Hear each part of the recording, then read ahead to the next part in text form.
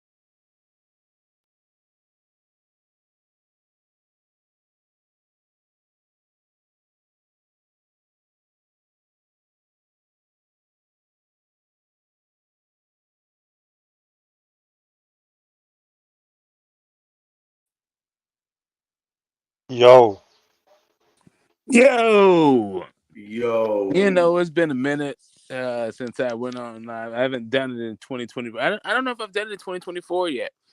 Um, Boxing just hasn't done it for. my bad. It's all good. Yeah, boxing hasn't done it for 2024, so it's been a minute. I gotta, I'm not. I wasn't planning on going live. If you didn't tell me to go live, if you didn't say go live, Tony, I wouldn't have been live right now. So yeah, shout out to you. Shout out to anyone who comes across this live stream right now to talk about these fights tonight. And yeah, what you got on it? So I actually only watched one fight tonight, and that was the Tim Tszyu fight. I didn't watch the other fights. I caught the tail end of the fight that was like two fights before the Tim Tszyu fight, and it looked like a robbery draw from what I saw. Like Buddy got dropped 3 times and walked away with a draw.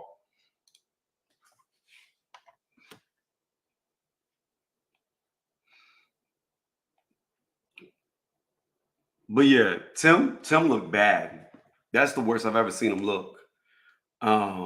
He looked very one dimensional.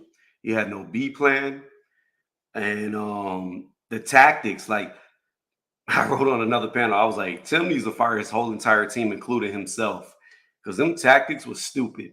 Like I don't even know what he was thinking. I mean, my man got like, really, it's technical flaws. It's the same. Like if you're getting dropped by Gaucher, it doesn't bode well for you in boxing. Like I'm just trying to tell you, I don't know what people thought. I was saying the same shit for a long time. They like when I was like Tony Harrison, like that was a shell of himself, of his former glory. It was a small ass fucking ring. Now I was hating and racist and all this other shit. I don't, you know, I thought that I thought they threw Tim Tszyu in the deep end, um, a long time ago, and I was just like, I feel like maybe it's just confirmation bias, but my opinion of him is just being confirmed, over the last few fights, and I think it's just going to be I think that's what's going to be his career. I don't think he's going to be any great shakes.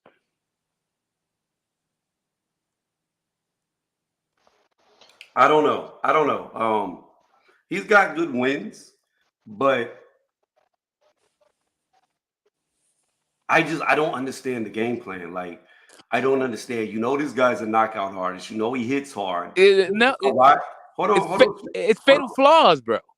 Go ahead. But what I'm saying is, it's not even about the flaws. It's how he approached it tactically. Like, he No, ran. it's fatal flaws. Like literally, this is a guy who has a lot of heart and throws in volume without a lot of power, and doesn't have a great chin. This is a fatal combination. Well, I don't disagree, because in this fight it was fatal, because even when he was hurt, he didn't know how to survive. His surviving was, I'm just going to throw punches at you. Yeah, that's all he's got. He's got a bunch of heart, and he throws a lot of punches, but he doesn't have a lot of chin. He doesn't have a great chin. And like, bro, like, how are you gonna throw a ton of punches without a great chin and no real defense, and you just got heart? Like, come on, man. Like, come on. This is I like when in the Gaucher fight, I was like, oh, he's got to me. I didn't think he was going to be all of that from that fight. Even though I thought that he had a good chance to beat Fandora,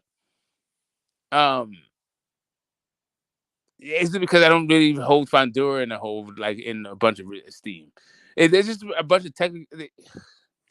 Yeah, I don't know, man. Tonight to me was just like vindication, validation, verification, and all the other kind of V words.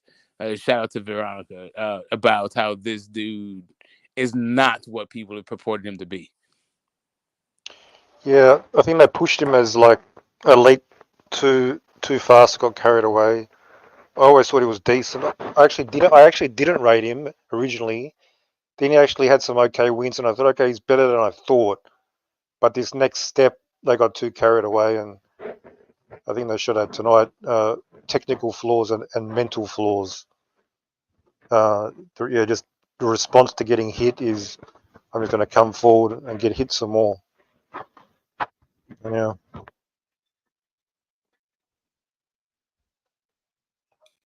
But it's not even that. Like, you're fighting a guy who is super dangerous, and you just rush the pocket from the jump, and you trade shots with him. Like, Tim is not like Tim can knock somebody out, but he does it through volume. You're not a power puncher like that. So why would you rush a power puncher? Like, I don't.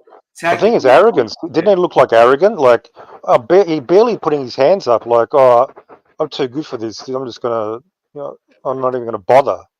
Put my hands I up. mean, if it was arrogance, he just got humbled. No, because I think he's been reading his own headlines, like all the hype, everybody talking him up. He's the man. Who was it? Thurman saying, I think Tim's the man at 154. He was saying that a couple of days ago. He's the man to beat. Some big name fighter was saying that. I think a lot of it's arrogance as well. Fucking weird. Well, I know he wanted the Bud Crawford fight, but that shit's gone now. He needs to fight literally like some domestic fighter, come back to Australia and rebuild. That's how bad it is. Like, that was bad. He looked like a fucking bum. Complete fucking trash. I mean, these fucking Eastern European Russian dudes who look like Abraham Lincoln, they fucking the favorites up. Yep. They're dangerous, man. People were acting like this guy's a fucking nobody. Just because he's a nobody, Tim's going to walk through, man. I saw a couple of minutes of him, man. I thought, this guy's dangerous, dude. This is a 50-50 fight. And, I mean, that was flattering to Tim. Fucking destroyed. Well, really, my man didn't keep his hand up. He got hit with a left hook and never recovered in the second round. And they were big hooks, big heavy shots. The highlights, I just rewatched them on YouTube, man. He was fucked. They should have stopped that fight way earlier. Well, you got to understand, they gave Tim Tszyu the Devin Haney treatment. They did everything they could to keep him in the fight. Before What the was the start doctor? That doctor just going in the ring. yeah, the start of the third round, the doctor came out and gave him like an extra minute. So, I mean, this is one thing I will say. All these people hating on Tim for fighting for the PBC, I don't understand it because the PBC in that fight right there just gave him every opportunity to come back. And it was on him that lost. Like, I don't get it. They put him in a title shot immediately. So I don't see why people are hating on the PBC for Tim losing. I mean, he lost to another PBC guy, so it doesn't really. Like, I don't even know what does have to do anything. Is he with the PBC? Yeah, man. All these dudes are with PBC. Like, here's the thing. Like, I thought he was people, with, people don't realize how Eastern European and Latino the PBC is. I thought that dude was with Alexander Crucian. Whatever. Yeah, I mean, no, but I'm just saying that's a promoter. I'm just talking about where he fights. That dude's next fight is gonna be on PBC. Well, yeah, but his last fight was on PBC. Maybe he is a PBC fighter then. But how you think Bud does against this dude? I mean, it's really hard to I think Bud beats both of those guys, really, but it's hard to gauge. Like, I don't think that Bud, I think Bud has 2 fights left in him, and I hope neither one of them are at 154. Where do you want to fight? 147? No, I want to fight at 160 and 168. Who the fuck's he? Or 2 at 168. I would like Bud versus Caleb Plant. I would like to see Bud versus Caleb Plant. He'll lose, and Caleb's trash. I know. That's what I'm saying. Like, if he beats Bud, if he beats Caleb Plant, if he knocks out Caleb Plant, then I want to see him fight fucking Canelo. Yeah, but first I got to see him at 168. What I'm telling you is, Caleb, as shitty as he is, he'll beat Bud. I understand. He already beat the Midwest Mullet, right? He just fought the Midwest Mullet. Now let's fight another guy from the Midwest that's smaller but way better. Well, see, I disagree. I thought Caleb Plant lost that last fight. He got knocked the fuck out, and the PBC saved him because he was knocked the fuck out. Well, I was just talking about that. I was just talking about the result, not my own personal opinion. Yeah. I just been talking about that McCumbee dude. I've never even seen him fight before, but I think it was like the first round or the second round. McCumbee hit him, and Caleb tried to hold on to the clinch, and then he missed the clinch and fell to the ground. The referee called it a slip. Then the bell rings, and this motherfucker's wobbling back to his corner. He was knocked the fuck out right there. It was over. He was on his feet. He wasn't knocked out. He was on his feet. Well, and that's also the ref's discretion. Just because you would have called it over doesn't mean it. 90 other refs would have. No, what I'm saying. But it doesn't, and it doesn't mean that you would have been wrong if you called it a knockout and over at that point. I'm just saying. It's up to the ref's discretion. He was knocked on his ass. He didn't even call it a knockdown. Yeah, but that happens. That happens in boxing. We see that. No. This was a blatant fucking knockdown. Well, you should get. All right. So what you should get though? Okay, you should get an instant replay at the very least. That's what the instant replay for. And you should be able to get a 10-8 round. But if the ref doesn't call it a knockdown, then you don't get that standing. You don't get that mandatory 8. But you should get that. You should still get the benefit of the doubt if it wasn't knocked down to the instant replay on the judge scorecards. The thing about a replay is, by the time they see the replay, you've already recovered from the knockdown, so it's kind of pointless. Not on the judge scorecards. It's not pointless. It's just not it's actually points. It's 2 points. It's the difference of literal points, but you don't get the opportunity to jump on him and knock him down and you knock him out. But if it's at the end of the round and if you do the standing 8 count, you wouldn't have had time to knock him out anyway. So it's still the same difference. All you're gonna get is 2 points out of that shit. Yeah, but Caleb wouldn't have made it. That's what I'm saying. He was gone. He would not. Yeah, but the bell rang anyway. Yeah, but the bell doesn't save you. If you're on your ass, the bell don't save you. Yeah, but the bell doesn't save you if you can't make the count. But if he's on his ass and they don't call him out down, but he wobbles, he jumps, he gets up after the bell and wobbles over to his corner. Yeah, all that's ref discretion. It'd be good if Crawford told Canelo, "Okay, I'll fight you. beat somebody at 168 to make this shit credible. You do that on a fighter. I don't know what people. Canelo was going to knock him the fuck out. Listen, all I'm saying, if Bud stops Caleb Plant, second guy to stop Caleb Plant, then I'm interested in Bud versus Canelo. I can tell you that. Then the fight is credible if you could do that, but I don't think he could do that. I don't think he'd even listen, want to. I think there's another fight. I think there's a few fights that'll make Bud credible for the Canelo fight. I think if he fights Lara, people will be okay with it, but they'll hold their nose, but they'll be okay while they hold their nose. I think if you fought Janabek, they'll be fine with it. If you fought Canelo after Janabek, and if you fought Caleb Plant, they'd be fine if you fought Canelo after Caleb Plant. That's another one right there. Smoke. Janabek would knock him the fuck out. I'm just saying the people he could fight to make the Canelo fight like legit. No, I got you, but I highly doubt Bud sees the fourth round against Janabek. I'm just saying, like, if Bud knocks out Janabek, then people will be like, okay, cool, go fight Canelo. Yeah, I agree with you, but like, there's no fucking way he'd be able to knock them out. He couldn't even knock out Israel.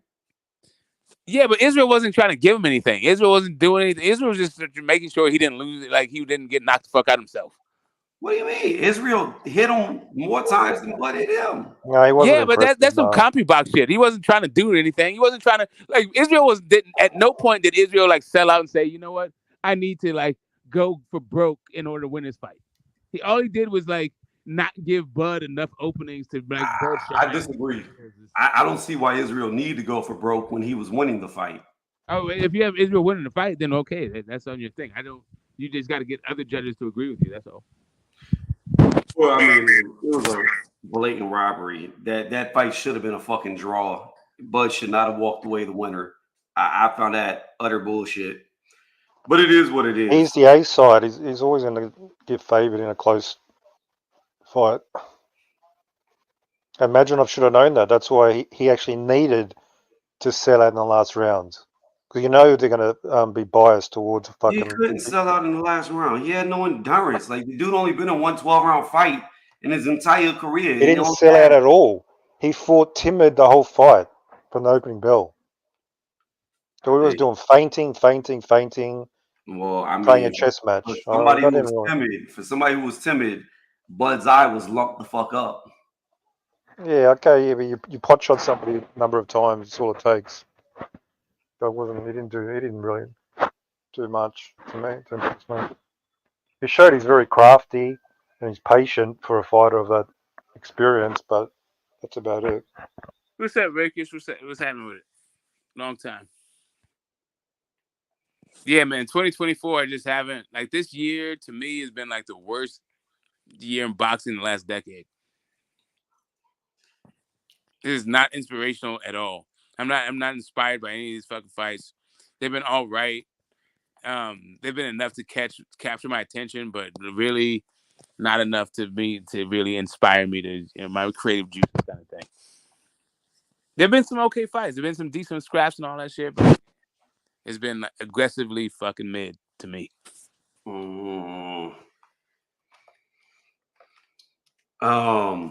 I mean, I don't know, man. This has been a pretty good year. You've had huge upsets like Triple D knocking out AJ.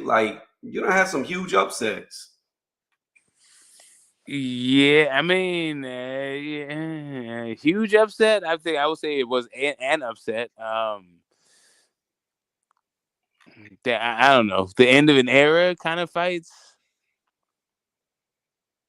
Well, I mean, pass the torch fights. Is it pass the torch fight? I guess. Well, I mean, maybe that one, but you just got to understand. But it wasn't even a pass the torch fight. It was because the fucking young guy was the champion. It was just beating up on an old rich dude. What about Better Be Beeble? That was a good fight. It was good, but it was that it was one of the better ones. To me, the best fights have been so far the two undisputed fights, and they've been they're all right.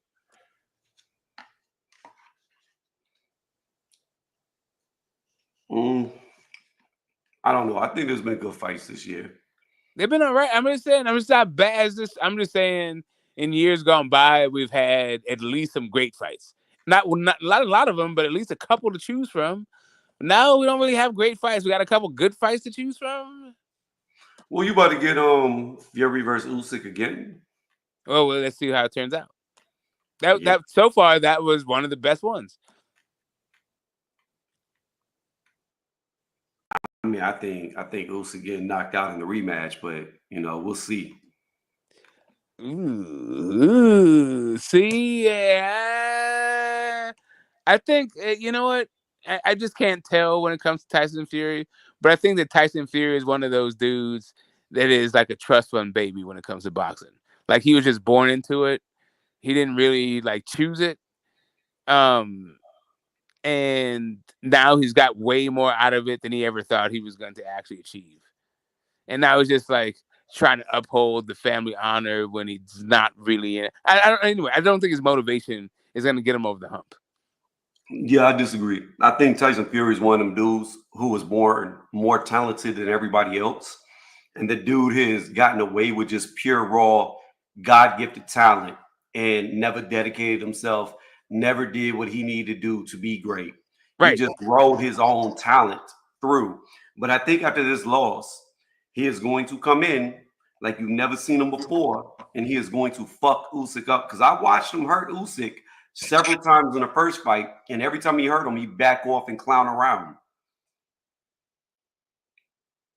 Yeah, see, here's the thing. I thought him being a front foot aggressive guy was largely a product of Sugar Hill, who seems to be a little bit over the hill.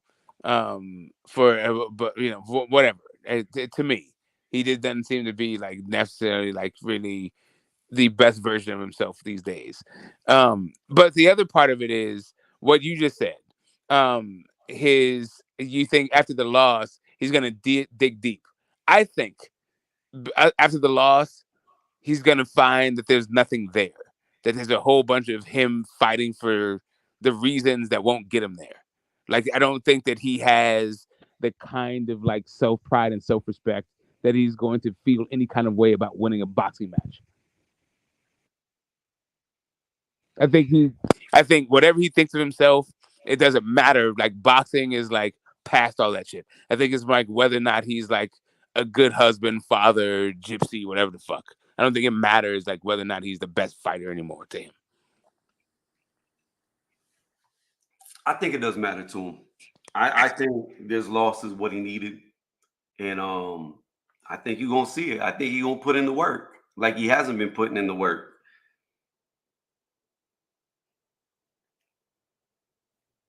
So I got Fury. I got Fury by domination. I'm rolling. I mean, I would. Let's see. Here's the thing: if I didn't see him get dropped by Ngannou, dropped by, he just keeps getting dropped, and I think he got heart, and I think he fights his way through. And I just, he's Yeah, just but never been that aggressive guy without Sugar Hill.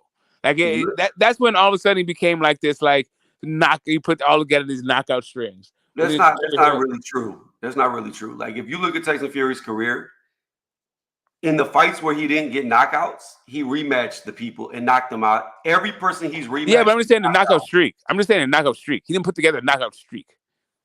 He had a bunch of knockouts. Yeah, no, but I'm talking about a streak. Knockouts in a row. Consecutive knockouts. I have to look. I'm telling you. I'm just letting you know. He didn't knock out Christian Hammer. He knocked out Chisora in a rematch. He didn't knock out Pianetta, even though he stopped Severus Fury. He didn't knock out Wilder in the first fight. He didn't knock out. He did knock out Schwartz. He didn't knock out. He was fat and out of shape in the first. No, but I'm just saying, even before he didn't knock out Christian Hammer or Klitschko. Well, no, Klitschko, he just outboxed. Right, and Christian Hammer didn't stop either. So look here. Before he fought Klitschko, he did stop Christian Hammer. Oh, he did. Wait. I know he stopped. He stopped. He made Christian Hammer quit. He made him quit in the corner. Hold on, I'll tell you the strings of knockouts he was on before he fought Klitschko. 1, 2, 3. He had knocked out 4 people in a row before he fought Klitschko. Man, come on, man. He didn't knock out. Retirement is not knocking him out. Retired is literally. You got knockouts. You got like. Okay, hold up a second. Wait a minute. Stoppages are not knockouts. It is. No. TKOs and KOs are knockouts. RTD is not knockout. It is. Tell me what part of KO is in RTD? So Here's the fact of the matter. When you get an RTD on somebody and they refuse to come out the corner, on your record, it counts as a knockout. No, it doesn't. It requires a retirement. No, it doesn't. It counts as a knockout. Okay, whatever, man. I'm not saying. Okay, cool. Anyway, so now it's just semantics as always. We have been okay. Anyway, so we understand at least what the point of contention is. If you look at Tyson Fury's record, he's 34-1 with 1 draw, and he has 24 knockouts. If you add up his 24 knockouts, I guarantee you they're counting the RTDs. I guarantee you. Okay. Anyway, okay. Without, I don't know why you're guaranteeing. You can just look it up and you can just do the work. You want me to do the work while you guarantee it? No, I look. Here we go. 1, 2, 3, 4, 5, 6, 7, 8, 9, 10, 11, 12, 13, 14, 15, 16, 17, 18, 19, 20, 21, 22, 23, 24. 24. And look at that. 24 knockouts, and I counted every RTD in that 24. So, yes, they count as knockouts. They've always counted as knockouts. What about disqualifications? They count as knockouts too? No.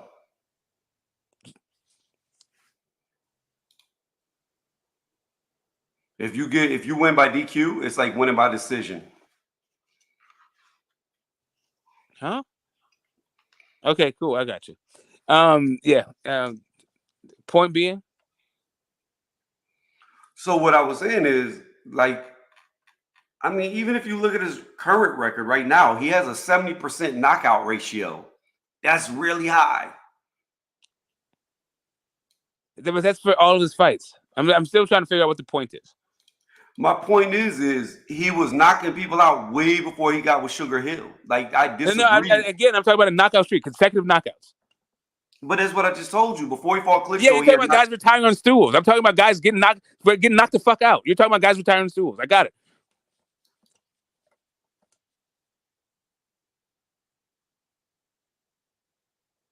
I don't know what to tell you. So what you're saying is his knockout streak should stop every time somebody quits on a stool?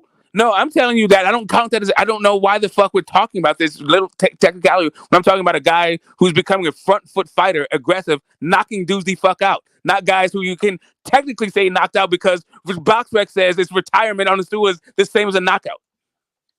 I don't even know what the fuck we're doing right now. Like, what the fuck is the point of this? So his first 7 fights to where he stopped every single person in a row, you don't count that as a knockout streak. His first 7 fights. Okay, cool. How many fights does this dude have? What year was his first 7 fights in? No, the last of those first. Just hold a second. I just wanted just to put a fine point on it so I understand at least the conversation I'm in. That 7 fights. That 7th fight. What year was that? Who cares? 2008. I do. That's what I'm asking. When he went pro, it was in 2008. Right. So when's his 7th fight? What year was that? His 7th fight was in 2009. All right. So he had in 1 year he had 8 fights.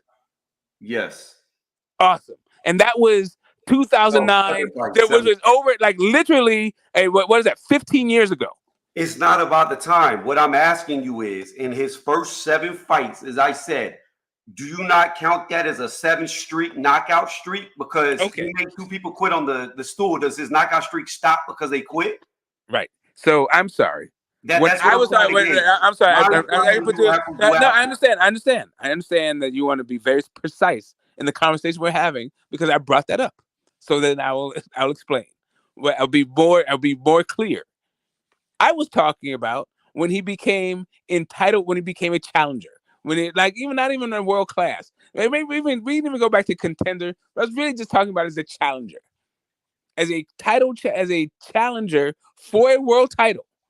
That dude was on and on again and off again when it came to his stoppages. Well, I disagree because he became a challenger when he fought Steve Cunningham, who he knocked out. Yeah. He then went on again to get another knockout. Like Steve Cunningham was the first time that he became an actual top tier fighter. Well, I don't think he was a challenger before the Steve Cunningham fight. I think he was a challenger afterwards, but whatever. Well, yeah, but that was the fight that made him a challenger. Right. So before the fight, he wasn't one. It was after one. So the next fight would be a challenger. Right. But I'm saying he knocked out Steve Cunningham. Well, I'm just saying that for me, Steve Cunningham, it would be the next fight that I'm talking about. And then he knocked out the next guy. And then this is why I brought up the beginning of his career. Then the next guy would be the first guy. This is why I brought up the beginning of his career. Then he stops the next guy. Then the next two people he fight. I don't know what you mean by the next guy. Okay, hold up a second. Let me. You know, I think Joey Abel. Let me just pull it up. Let me just pull it up. Pull it up. Let me see what we could talk about as a knockout streak and yada yada yada. Okay, cool. Let me do all this fucking thing.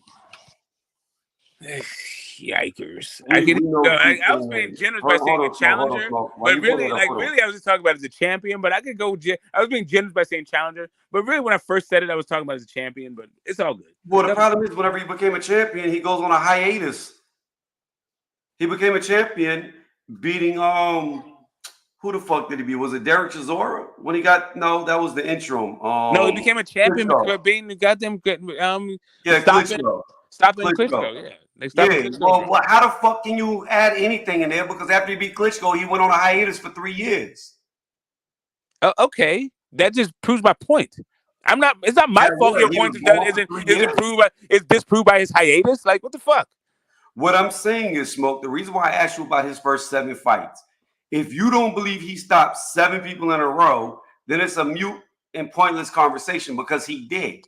No, I'm just telling you what I meant by what I'm just telling you. I was being clear because I wasn't talking about whether or not at any point in his career did he have this whole thing as if in his debut did he go on a knockout streak. That's not what I was talking about at all. The point I'm trying to make to you is before he fought Klitschko, he had stopped 4 people in a row, knocked out 2, made 2 quit on the stool. Then he fights Klitschko. It goes to decision. Then he leaves boxing for 3 fucking years. Then he comes back a fucking whale trying to get in shape. He had two tuna fights. He fought Sefer Safari and I think PNF. I'm sorry. Wait. Well, you said he was a whale. What weight was he when he fought Sefer Safari? I don't know. I think he was like 270, 280. No. When he fought Sefer Safari, he was like 270, 280. No, he was not. Yes, he was. No, he was not. He was most definitely somewhere around 270, 280. No, he's try closer to like 253. All right, let me go on BoxRec. Here we go. Hold on. All right, here we go. Tyson Fury. Boom, boom, boom. Click BoxRec. All right, here we go. Scroll down. Do. Tom Schwartz, Deontay Wilder, Pianetta, Sefer Safari. He was 276. All right, cool. So how much did he weigh when he fought Wilder the second time? Wilder the second time? Yes. 273. Right. So 3 pounds difference. So how's he a whale at 276? But when he actually regained the title, he was 3 pounds. It was a 3 pound difference. Because his weight was carried different when he fought. Okay. Now his weight carried. Okay. Cool. What are you talking about? Smoke, do you realize that there's different levels of fitness, that you can be a complete fucking whale in one weight, then you can lose weight, get in shape, and have more muscle on you at the same exact weight you were before? I'm just wanting to say, listen, as long as you're saying, I just want to make sure I understand what you're saying. If you look at the way Tyson Fury's body, it's all good. If you're saying that he had a different kind of weight, at one point he was just fat, and another point he was muscle, but it was the same weight within 3 pounds. I got what you're. I get your point. I'm not saying that it can't be it. I'm just making sure that that's the point you're making. Yes. Okay, cool. That's the point you're making. The thing is whenever Fury came back, a lot of people like to say he fought Deontay Wilder. He didn't fight him immediately. We know he had 2 fights before he even got in there with Deontay Wilder. But before he had that first match with Deontay Wilder, the 2 tune-up fights that he had against guys he shouldn't even have been in the ring with where he was at before he left boxing, those were like fat camps for him. He was trying to get the weight off because he was over 400 pounds within that 3 years. I think he said he weighed 420 pounds. So the dude came down from 420 pounds to fight Sefer Safari at 276. Then he dropped down to 258 to fight Pianetta, because now I'm looking at it. And then against Deontay Wilder, he dropped down to 256. But after he fought Deontay Wilder in the draw, That's when he started to put on good weight. Now Tyson Fury is back to looking like how he looked when he fought fucking Safari. Like he's got ham hocks hanging from his back. Like he didn't look like that when he fought Deontay Wilder the second time.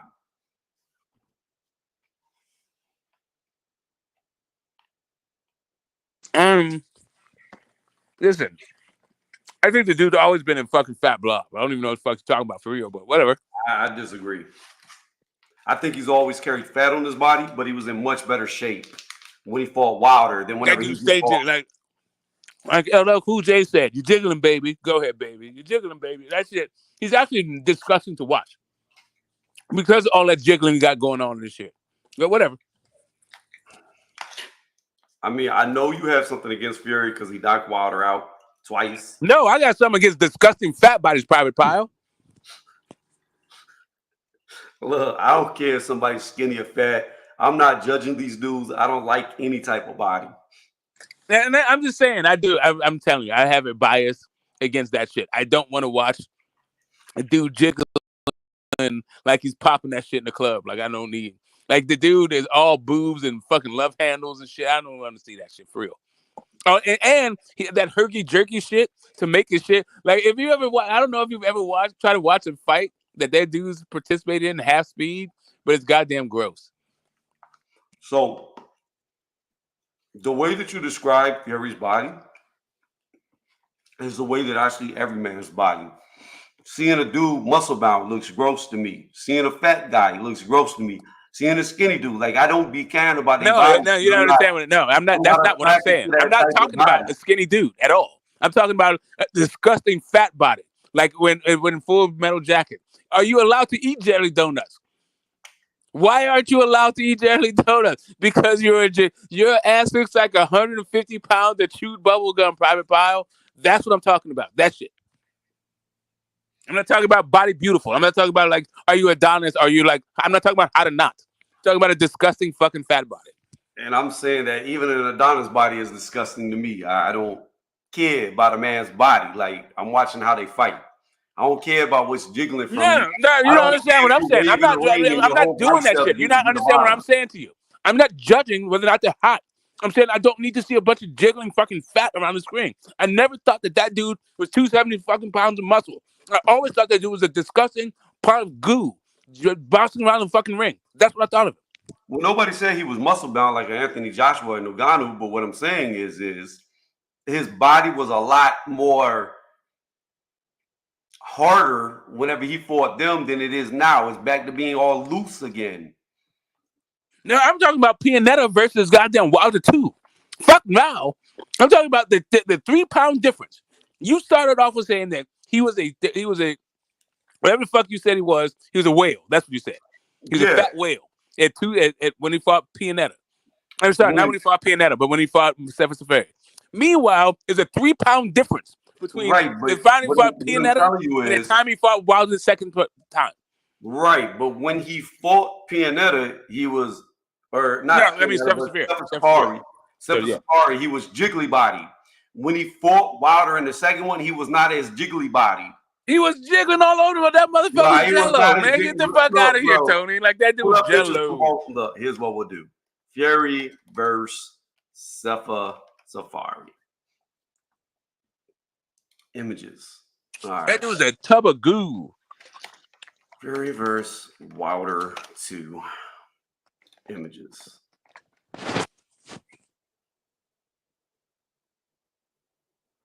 All right. We'll go here, and then we'll go here. All right. Let's go here, and then we're going to go to share screen. Yeah, I'm not saying I get it. Okay, Haplo. I'm not the one. I can understand that fat can do all that shit. I'm just saying, if he was a fucking a whale against Stephen Safari, he was a whale against Wilder in the second fucking fight. That's all I'm saying. That's all my only point. I'm trying to show you pictures. Like, there's a huge difference in the way his body looks. Whenever he fought Stephen Safari, he had a lot more jiggle to him. A lot more jiggle. I'm not saying the dude's ever been in phenomenal physical shape. He's never looked good. But Yeah, I'll tell you, if I remember correctly, I haven't looked it up, but I do remember him having a real Bluto look to him in Steph Safari fight. I mean, yeah, he he had had some a gut. Popeye shit. He had a When he little bit of a fought, belly to him and shit. It yeah, wasn't so when he much the fought Stephen jiggle, Safari, his but he had belly a was little bit hanging of over gut his to him. shorts. Like legit, his stomach was hanging past his fucking shorts. My man, Again, nasty as shit. I don't want to look at I don't want to look at Tyson Fury. Fuck all that shit, bro. Like, fuck this whole conversation, actually. But anyways, I digress. You would have loved to hear a conversation I had on a different panel earlier. We was talking about Terrence Crawford, and I said I made the statement they got butt hurt. I think Terrence Crawford makes boxing look bad because I think he was offered like $150 million to fight Conor McGregor in the octagon, and he didn't want to do it. He don't want to fight him there. And what my statement was, hold on, Smoke. Let me finish. My statement was this: I don't like it when I see boxers scared to get into the octagon because what that makes it look like is you're a lesser fighter than MMA fighters. You're already saying that they're going to beat you in a more realistic fight. And I don't like that because if you're allegedly the pound for pound best fighter in the world, you shouldn't be scared to fight somebody anywhere. Right. So he said, last thing I just saw yesterday was Terrence Crawford in the gym saying he's going back to the mat. And hey, Conor, you see me? I'm going back to the mat, Conor. I'm going back to the mat. So it seems like he is talking about fighting Conor McGregor UFC. I don't know about that because he put out a statement saying he don't want to be kicked in the leg or wrestle or any of that. And no, I'm just saying. He just said he's going back to the fucking mat. And literally put Conor's name in it. He said, Conor, I'm going back to the mat, Conor. Look, I'm going back to the mat. Seems like he's talking about fighting Conor on some MMA shit. I think that Terrence Crawford is a better wrestler. Is probably a better wrestler than Conor McGregor. He might be. And that's the thing about it. What I hate is, and this is the point I was making over there, right? This is what I hate about boxers because a lot of boxers end up looking like pussies to me. And this is what I mean by that. When you take an MMA fighter and you put him in a boxing ring, he has 0% chance to win because you are stripping him of everything that makes him a fighter. You're stripping him of all his skill sets. You're stripping him of his IQ. He cannot win in a boxing ring. However, when you put a boxer in the MMA octagon, he doesn't lose anything. He's still the same fighter. He still has all the same tools. Now, can he deal with the takedowns? I don't know. Can he deal with kicks? I don't know. But you're not taking anything from him. He's still just as good of a fighter in the boxing ring as he would be in the octagon. The only difference is when you take a guy from MMA and put him in the boxing ring, he's no longer as good because you're stripped everything away from him. It depends. It depends on the guy. Like I think Conor McGregor is a trash fucking wrestler. I think his best thing is about his striking. I don't think his striking is better than fucking Terrence Crawford's. And Terrence Crawford's wrestling might be better than Conor McGregor. So, but that's not the point I was making. No, I would say you're saying in general, one guy next to another guy. I feel you on the one guy next to another guy. It just depends on the guy. Some of these boxers are multidisciplinary fighters. Some of these dudes can fucking wrestle, like Bud Crawford. That's not the point I'm making. My point is this. If you take an MMA fighter and you put him in a boxing ring, you are taking away all of his skills. Can we agree to that? Depends on the MMA fighter, not Conor McGregor. His skill is striking. He does more than just strike, though. Yeah, but he's shit on the fucking ground. But he does wrestle. That's how you beat Conor McGregor. Take him to the ground. Regardless, what you're saying, you're still taking away stuff that he has. It depends on the MMA fighter. I keep telling you. Some MMA fighters are well-rounded, so they have ground game and strike game. Some of them aren't. Some of them don't have a strike game. They only have a ground game. Some guys don't have a ground game. They only have a strike game. But they're all MMA fighters.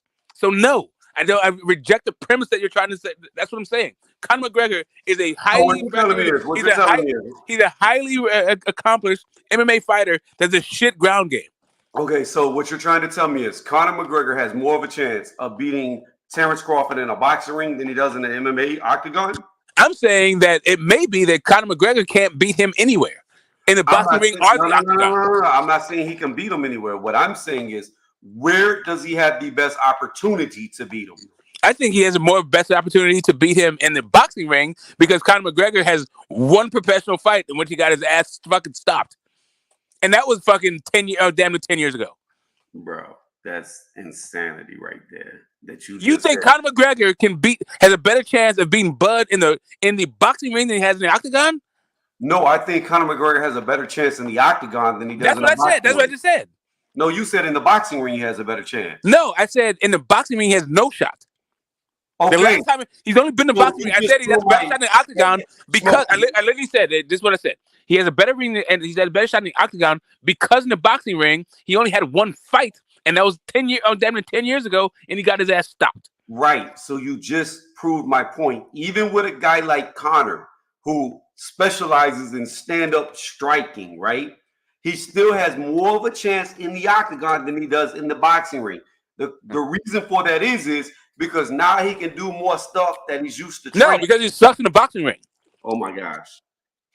All MMA fighters suck in the boxing ring. That's why. It's not because he do much stuff, because he sucks in the boxing ring. That's why I have a better chance in the octagon. Because they don't have any fucking shot in the boxing ring. They suck at it.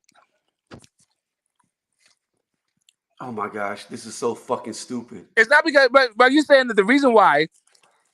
I'm not saying any other way. What I'm telling you is when you put a fucking MMA fighter in a boxing ring, they have no chance because they cannot box. They're used to wrestling. Even if they're not good wrestlers, they can still wrestle. Even if they're not good submission artists, they can still. I'm saying maybe they're not good wrestlers either. Conor McGregor's not a good wrestler. Oh my gosh. But Nate Diaz is not a good wrestler. But you just admitted that he has more of a chance in the octagon than in the boxing ring. Right. That's because he's also a shit boxer. Oh my gosh. The fact that you can semi-admit that he has more of a chance in the octagon tells you that when you put him in a boxing ring, he's more limited. No, what it means is in the MMA, some guys who are shit at boxing are going up against guys who are shittier at boxing because they're wrestlers. That doesn't mean that all of a sudden they have a shot in boxing. No, my fault. This is so stupid. If you cannot admit fundamentally that all MMA fighters have more of a chance in a fucking octagon than in a boxing ring, I already did that. Yes, but you're not admitting the actual reason why they have more of a chance. Because that's where the distant thing is. Not that they have a chance. We all agree. He has more of a chance. The reason why they have a chance is what we're disagreeing on. The reason why they have more of a chance is because they can use all their tools. Regardless, it's their tools, whatever they use. They have a better shot with the tools let me ask you this. When a boxer goes into an octagon, does he lose any tools? When the boxer goes to the octagon, they lose any tools. Yes. No, he doesn't. Yes, he does. How does he lose any tools? He loses his tools because in the MMA, that becomes a strength in boxing is now a detriment in MMA. Being dominant on your front foot, putting on that weight on your front foot makes you shit at MMA. Oh my gosh. So yes, one of the tools you use in boxing becomes a detriment in MMA. It doesn't fucking matter. He's not limited. But you're losing that tool. The ability to fucking put all your weight on your front foot, you lose that shit. Smoke. It doesn't fucking matter if it's not conducive to a guy who can wrestle. It doesn't matter that if you put your weight on your front foot, you're easier to be figured out. What if it's Conor McGregor, a guy who doesn't wrestle? Listen to me. Your style being conducive to what you're in has nothing to do with your skill set being taken away. You still have the same fucking skill set. Now, whether that skill set is conducive to where you're at is irrelevant. The fact of the matter is you don't lose any fucking thing. You can still use all your tools. Now, if where you're at takes your skill set away, like the fact that in boxing you can be front foot dominant and put all your front foot weight on your front foot, it's a boon in boxing. Whether it's a detriment in MMA, then yes, in MMA, because the environment, that thing that was an asset becomes a detriment. Oh my gosh, this is so fucking stupid. No, the answer is you do not take anything away from the boxer whenever he gets into the octagon. He can still fight the same way or he can fight different. He's not losing anything. He's still allowed to use his hands. He's still allowed to use his movement just like he did in the boxing ring. The only difference is now he's fighting guys with a different style who can use a lot more than just their fucking hands. So therefore, both are still able to use their full arsenal. When you put an MMA fighter in the fucking boxing ring, they cannot use their full arsenal. You just saying an MMA fighter as if all MMA fighters were born in a lab and have the same skills. When I keep telling you, the difference between the reason why I disagree, the reason that it doesn't even disagree is the reason why we have a disconnect between what you're saying and what I'm saying is because MMA fighters like Conor McGregor are shit on the ground. So for them, those guys are just strikers anyway. So I think a guy like Conor McGregor, even though all of his success has been, well, not all of his success outside of one fight, has been in the octagon. I still think that a boxer can enter into the octagon with him and still win that fight, even though that dude can do his capoeira fucking kicks and all that other shit. I still think a boxer could knock him smooth the fuck out in the octagon because of the way he fights. That doesn't mean that I think that any fucking boxer can go against any MMA fighter in the octagon. It depends on which boxer you're talking about for the most part and which MMA fighter you're talking about specifically. It's a very simple concept. When an MMA fighter gets in the octagon, he cannot use all his tools, period. He cannot throw you on the ground. Even the shitty ass strikers still wrestle. Even the shitty strikers, even the pristine strikers, they wrestle. Even the great kickers, they wrestle. All of them wrestle. You can't do that shit. I'm just saying. All I'm saying is, as a general rule, I can understand where you're coming from and disagree with it. I'm just telling you that. I'm just telling you that. I'm just telling you. I think that Bud specifically will beat Bucking, and I think not just Bud. Hold on a second. I don't because we started off this by Bud being a pussy and boxers being pussies and all that shit.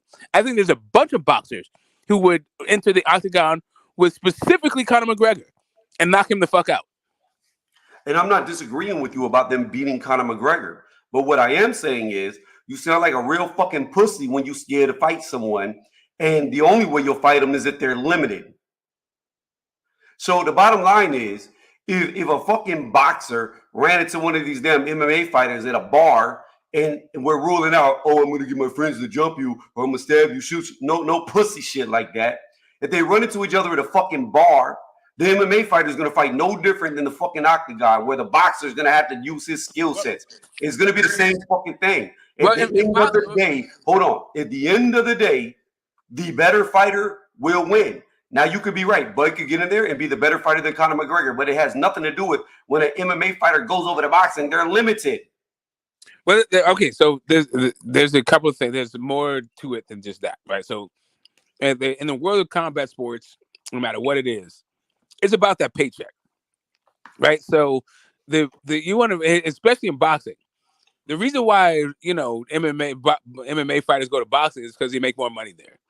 Now, if you want to just say, like, I don't think it's because boxers are pussy that they don't go to MMA. It's just that the money is better in boxing. So if you're gonna fight a guy, you might as well do it for the most money you can do it, right? So, to me, that's not a. This is not like I don't engage manhood for that. This is more like commerce.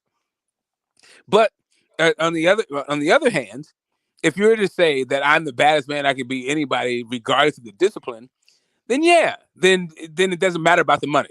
Now you're just saying I can go into the octagon and do a thing. But now, just like Styles makes fights in boxing, Styles makes fights in every kind of combat. Now you're coming up with two different kinds of discipline. So let me give you an example, Smoke. Okay, here's an example. We'll use me as an example. Okay, I have a fucking deep amateur pedigree background for boxing, right? If I'm in a boxing ring, I'll box with you all day. But if you're smaller than me, I'm not gonna fucking box with you in the streets. I'm gonna yoke your ass up. I'm gonna slam you on the back of your fucking head, and I'm gonna stomp you into oblivion. Like. It's going to change because I'm not going to be limited in an actual fight like I am in a boxing ring. I'm going to approach it completely different. It's not to say that a boxer can't fucking do the same thing in an octagon, but what I'm saying is you are limited in a boxing ring. Right. So for me, so a guy like me, right? So I was trained in a couple of different martial arts, but a bunch of them, not a bunch of them. 3 of them were about fighting people bigger than you. But then outside of martial arts, I had another thing of just about biology and physiology and like where soft tissue is and all that other shit that I incorporated into my martial arts style. But also part of it was fucking boxing. So when it comes down to it, I know a bunch of different boxing angles. I know some other shit that boxing doesn't have, and then I have some other shit that martial arts doesn't have. And that's what I'm saying when it comes down to it's a one person versus one person, not a like MMA fighter versus the boxer. Like when it gets down to like the one person versus, like I can understand like when it comes down to the critique that boxers don't get into the octagon. I get that critique. I temper that critique with, hey, is that fight more lucrative in the octagon or in the ring? 9 times out of 10, that fight is probably going to be more lucrative in the ring. So it doesn't really matter to me at that point. Then it becomes a conversation about whether or not two guys are talking shit to one another and feel like they have something to prove. Like if a guy, or if one athlete feels like he has to challenge himself in another kind of discipline, cool. If you want to be a MMA, step up to the plate and be a boxer, nice. If you want to be a boxer and step up to the plate MMA, nice. That's about you challenging yourself. If you two guys have a funk and one guy's a boxer and one guy's an MMA guy, and they figure out where to where the fight should happen to work out their grudge, it's probably gonna happen in boxing ring because boxing rings just make more money. But maybe the boxer doesn't have the bigger a following. Go to MMA. Now, if that MMA fighter isn't that good a fucking ground guy, if you don't really have a ground game, yeah, we got some intrigue in the fight. Now you got a guy who's basically a striker and a guy who's probably like exclusively a striker. Let's see what happens. I don't think none of this to me equals pussy. Again, I don't disagree with you that Bud can beat Conor McGregor in the octagon. I don't disagree at all. The only disagreement that I have is, especially whenever you have Turkey that wants to do the fight, so the money is going to be, the most is going to be wherever the fuck Turkey wants it to be. And if Turkey wants it to be in a fucking octagon, you're going to get paid a lot more fighting in that octagon than you are in a boxing ring. Because you're not dealing with Dana White, who pays his champions $10 a match. So the dynamics of the money changes whenever Turkey's involved. Furthermore, I still have to stand on what I said. At the end of the day, an MMA fighter, no matter what their specialty is, I don't care how good they are with their hands, they get beat 100 out of 100 times in a boxing ring, because even though the ones who are great with their hands, you're still limiting them too much. They can't do things they're used to doing. They can't grab you and hit you and throw you on the ground and shit on top of you and pound you down. They can't. There's no such thing as like actually holding on to you and beating the shit out of you in the clinch and the referee not stepping in to save you from it. It's just, to me, it is stupid. An MMA fighter will never beat a boxer, but when a boxer crosses over, they still have a chance of beating an MMA fighter. Based on what? Based on what? Based on what? What are you talking about? Why do they have more? Why does a boxer have more chances? Well, I just want to before you answer that, I just want to say one thing. What you said about Turkey and Bud is probably why Bud is saying I'm on the mat, and it looks like Bud is talking about him wrestling. It seems like Bud, and he said Conor McGregor specifically. He said Conor McGregor's name and said I'm on the mat, Conor. So maybe that whole Turkey thing is to set up a fight. I don't know why. It seems like in your mind you have this idea that Bud is not trying to fight Conor McGregor in the octagon, and Bud is saying I will beat Conor McGregor's ass in the octagon. Bud said out of his mouth, literally out of his mouth, that he was not going to fight him in the octagon. Right, literally out of his mouth, he's saying, "I'm on the mat, Conor." Well, I don't know when he was on the mat, but I've seen him say that he didn't want to fight him. Okay, cool. So that's what it is. So as of yesterday, my man is talking about how he's in a wrestling gym and said, "Conor McGregor, I'm on the mats. Conor McGregor, I'm on the mats." I took that as he's talking about fighting Conor McGregor in the octagon. What percentage chance do you give Bud versus Conor in the octagon? I think it's a 50-50 fight in the octagon. Okay, you're delusional. Fucking delusional. I'm not. Hang on. How is it an even fight? How is a MMA fighter and a boxer in an octagon where a MMA fighter specializes a 50-50 even fight? How does that work? What's Conor McGregor's specialty again? MMA. What's MMA? Is that a discipline or what? What's his specialty in MMA? It's a Within MMA, what's so you have MMA guys, and they have they specialize on different disciplines within MMA. What within the sport of MMA? What is Conor McGregor's specialty? Yeah.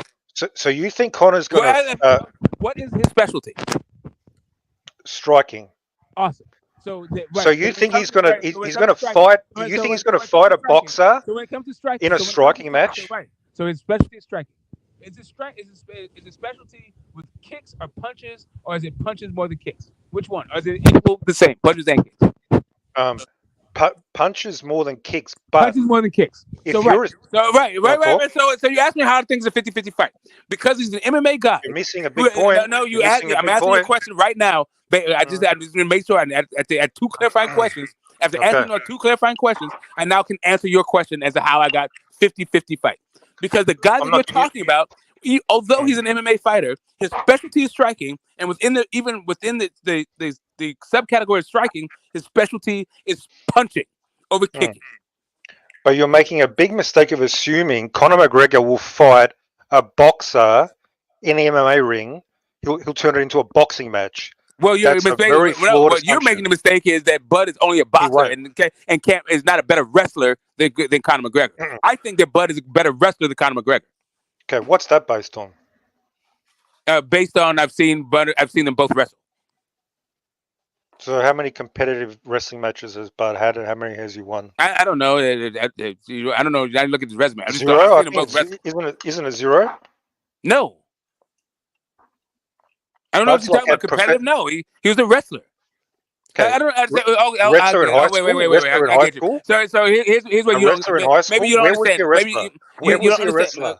Okay, is he a professional wrestler or was it in high school? Do you understand? You're on my panel. You're not gonna overtalk me on my shit. Can you shut the fuck up while I'm talking? So like I was saying, I've been fine. When it comes down to it, there's a disconnect in our understanding of the sport of wrestling. So in the United States, the wrestlers in the United States predominantly come from the Midwest, where Bud is from. Right? So they have a different, just as a culture, they wrestle fucking out there. That's one part of it.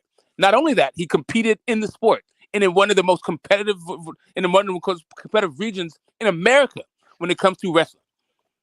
Not only that, I've seen my man do all kinds of crazy shit in the boxing ring and outside of the boxing ring when it comes to his strength and his understanding of locks and pressure and all that other and using one guy's body weight against him. But Bud is a better wrestler, from my estimation, than Conor McGregor. Okay. On what level did he wrestle? Are we talking amateur wrestling, professional? What are we talking here? Whatever level it was at a greater level than fucking Conor McGregor wrestled. I think that's a bad assumption to make. I don't know what you tell. Like Conor McGregor is not a wrestler, bro. Like whenever the fucking thing getting taken to the ground, he's not winning. He's not a good wrestler. Because he's wrestling against elite MMA wrestlers. Even when he wasn't wrestling against even on his way up, when he was losing on his way up, it was being on the ground against the wrestlers. Even those guys are far superior wrestlers. No, you said they're not, but they're not though. But they're professional. Who says that? Who says that? Okay, and again, being a professional doesn't mean that you're good. There's amateur wrestlers better than some MMA guys who are professionals. Because amateur wrestling doesn't make you a professional MMA guy. Yeah, but Bud hasn't demonstrated that. You're just saying. You keep saying Bud's demonstrating. Again, you asked me why I think it's a 50-50 fight. Not what metric you can come up with to discredit why I think it's a 50-50 fight. So you think Bud is on Conor's level as an MMA fighter? No, I think that Bud is a better wrestler than him and a better boxer than him. Okay. But if it's a 50-50, he's on Conor's level in the octagon. No, because I think Conor McGregor is a better kicker than him. I think that Bud, what I haven't seen Bud demonstrate any capability or aptitude at is kicking. Okay. So I have seen Conor McGregor use his elbows. I've seen Bud use his elbows. I haven't seen Bud use his knees or his feet. I have seen Conor McGregor use his knees and his feet. However, cool. So now you have advantage over a guy who can use his knees and his feet. But I think Bud is a better wrestler than Conor McGregor, as I already stated. So for me, even though I think Bud has an advantage over hands, which is what Conor McGregor's actual specialty is his fucking hands, not his feet or his knees. It's his hands. So I think Bud is better at that. Even though but as far as I can tell, Bud has no feet and no knees. Cool. And I think that Bud is a better wrestler. So for me, at the end of the day, with all that being considered, it's a 50-50 fight for me. Go ahead. Now that you understand my breakdown. Or maybe you don't understand, you can ask me some questions about it. So despite Conor having like 25 or something MMA fights, being a 2-division champion, you think Terence Crawford is on Conor's level as an MMA fighter, even though he's never had a single MMA fight in his life? Right. So again, so his MMA fights that he won were based on what? Was it based on his ground game? Was it based on the jiu-jitsu? Can I get an answer? Overall, as a fighter, MMA fighter. Right. I mean, I could, so here's the thing. You asked me a question, and I feel like I already answered it, but since you asked me, maybe I didn't, so I need some clarification. Did Conor McGregor win his fights by knocking people out with his fucking hands? Or did he knock him out with his feet? Did he knock him out with his elbows? Did he knock him out with his knees? Was he choking him out? Or did he knock him out with his fucking fists? Which one was it? Most of the time it was with his hands. All right. So, right. Awesome. So who do I think has better hands? Bud Crawford or Conor McGregor? It's Bud Crawford. I think Bud Crawford has better hands than fucking Conor McGregor. What's your next question? Well, this, it's a statement. It's a statement. So, well done. Hold on one second. I will say this. I believe Terence Crawford has better hands, I think, but I don't know. Because whenever you put on MMA gloves, the holes, the defense becomes way different. Gloves are way bigger, so your defense can be a lot looser and you be able to block, parry, etc. In MMA, them gloves are small. It's damn near to your knuckles. So what was working before, you might be able to penetrate through a boxer's guard. I don't know, because I know it's closer to a fist fight than it is with big ass gloves on your hands. So I would assume Bud has the better hands, but I really don't know whenever you take away what he's used to fighting in. Yeah. I feel like to me, Bud has already demonstrated from what I've seen out of both fighters. I've had long careers. Bud is in a different fucking universe when it comes to his hands than goddamn Conor McGregor, but whatever. Conor McGregor would not fight Crawford like he fights any ordinary MMA fighter. He will obviously know fighting an elite boxer is suicide, so he would not fight that same way. So that's a bad assumption. He would kick the shit out of Crawford, take away his legs, and probably take him down and do a submission on him. And that's how the fight will go. Well, the problem is, you think that the submission part of it is, like, first off, the dude don't have submission holes, and I think, like I keep telling you, I think that Bud is a better wrestler. So tell me, who did he submit? I'm pretty sure he's submitted somebody. Can you tell me a name? Not pretty sure. Name a guy that Conor McGregor submitted. Okay. But even if he hasn't, MMA fighters, they still train. So he's not submitting people.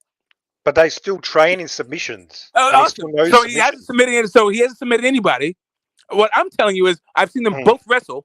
I've seen that. What I see when Conor McGregor, when he gets to the ground, he's fucking clueless. No, you're giving him some kind of like, you're giving him some like, you give him some MMA league standard of like, as long as you're in the MMA, that means you're a better wrestler than some other person who's not a professional wrestler. No, motherfucker, that dude can't wrestle. No, he's got decent skills. No, he doesn't have decent anything. He fucking sucks on the ground. Whenever he gets to the ground, he doesn't know what the fuck to do. Against Khabib, he was defending himself. Forget Khabib. He didn't get run over in one round when he was taken down. That fight went like 4 rounds. Didn't even make the UFC submitted that dude on his way up to the UFC because he sucks on the ground. So yeah, Dave Healy, he did a rear naked choke. Yeah, but he knows. No, he got a heel lock. Forget a real naked choke. I've seen that dude get heel locked. I've seen a real naked choke on his way up before he even got to UFC. He sucks on the ground. Period. So he submitted. Yeah, he submitted a couple of dudes rear naked choke. But even you don't understand. Even if he doesn't submit people, he still is proficient in those moves. He just simply doesn't favor them. You are the one saying he's proficient in his moves. The same way that you said he's a high level MMA fighter. You just literally made an argument about demonstrating some shit, and now you're just telling me that I should take your word on it because he's in UFC. But that's part of his sport. MMA, they don't just train. Again, and also being sucking at it is part of your sport too. let me explain to you about something MMA. You've got guys like You can Vitor explain Belfort. to Do me. you know who Vitor Belfort is? Well, The no. Brazilian? Hold up a second. Do you know who Tank Abbott is? Of course I do. I've been watching Motherfucker, that's MMA. how long I've been watching. You know who Ken Shamrock is? You know who Frank Shamrock Dude, is? What the fuck I you was asking me about I goddamn was Frank re- Victor Belfort for? I've been watching this okay. shit since before there was even before goddamn Dana White Maybe was we're watching at involved, the same before time. there was Joe Rogan involved. I've been watching this shit for a very, very long time. I've Stop watched with the all those bullshit. early. Okay, so you know Vitor Belfort. He's a famous Fuck Vitor striker. Belfort. I'm talking No, about no, that. Fuck Vitor Belfort. They he's don't from have the shit to same do with this era. conversation. Right? He's, I don't even know why you start there. I'll explain why. He is basically a striker. He's No, known he's for not. his hair. He ain't basically shit. He sucks as a striker. Victor Okay, Belfort he's a UFC guy. He's a striker for the UFC. As a striker, okay. he fucking sucks. Did he In the knock out UFC, he's one of the most famous In strikers. UFC. In UFC, Correct. right. Hold on, Let me Mirage. make my point. So you don't let me make my Mirage, point. era. Real The fast for point. context. Hold on, Mirage. Didn't he knock out Holyfield? Yeah, he did actually. Yeah. Okay, Thanks I for thought reminding that's me. who you were talking about. I wasn't sure who you were talking about because I don't watch a lot of So the MMA. point is, if I can land the plane. Yeah, but did he knock out Holyfield before Chris Bird beat him or after Chris Bird beat him? Bro, I was just doing that for context of who the actual fighter was. Yeah. Yes, there we go. So even though he's basically a striker like Conor in MMA, and he basically barely ever submitted anybody, he is, I'm pretty sure, a black belt. Yeah, in Victor jiu-jitsu. Belfort is not indicative of everybody in the UFC, so I don't even know why the fuck you brought that No, up. the point is, even though That's not even a point. even though he's primarily a striker, Victor Belfort has nothing to do with fucking Conor McGregor. Not anything whatsoever. They still train in all aspects. There's no they. Conor McGregor sucks on the ground. Conor McGregor will destroy Terence Crawford on the ground. He would submit him real fast. That's why you don't think that. Right, I understand. Cool. How is he defending submission? You could have spared me all the examples and just said you think that Conor McGregor will destroy him on the ground. Then I would understand that why you don't think it should be 50-50. Cool. I don't think he's going to destroy him on the ground. That's why I do think it's going to be 50-50. That's it. How is Crawford at defending against submissions? How is Conor McGregor good at submissions? Because he's a high-level MMA fighter. Okay, so right again because Victor Belfort. Get the fuck out of here with that. He doesn't need to be an elite. Yeah, I know you don't need to be elite but whatever. On the ground. Bud is better. Okay, if Bud has no experience in defending submissions, I don't know. I don't think your guy has any experience in doing it. So whatever. Well, he submitted two people. That's okay, cool. Cool. Yeah.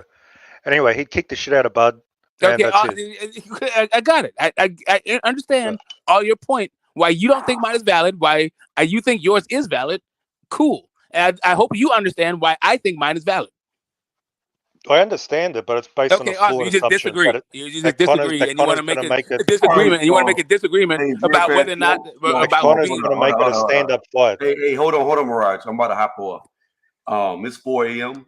My pre-workout is wearing off, and I'm about to go to bed. So y'all have a good night.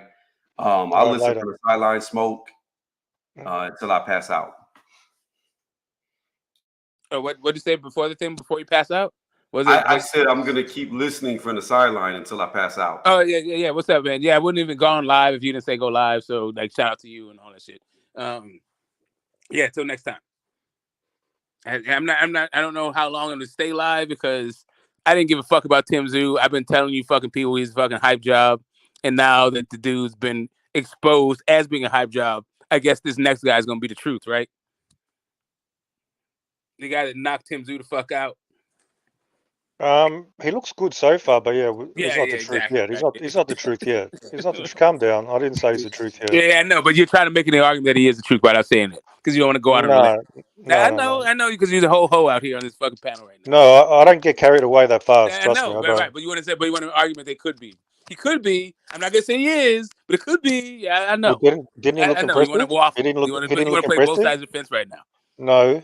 There's a bit of subtlety here that you're missing. So choose a side of the fence then. Is he or is he not the truth? Choose a side. Currently, he has not proven to be the truth. Okay, cool. Right, exactly. But has he demonstrated potential?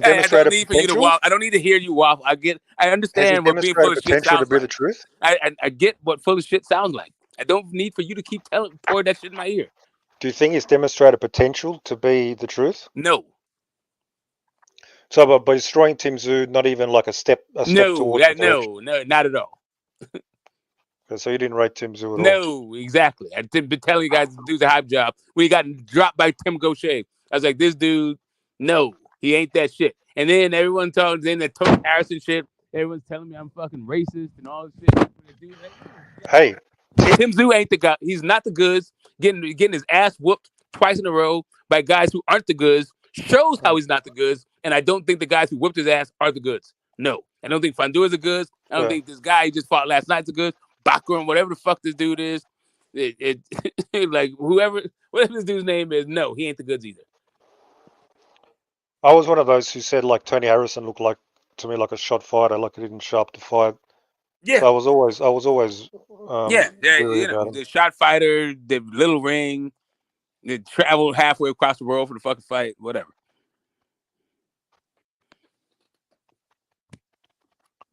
Yeah, I mean, he got taught a hard lesson tonight. That was a bad beating.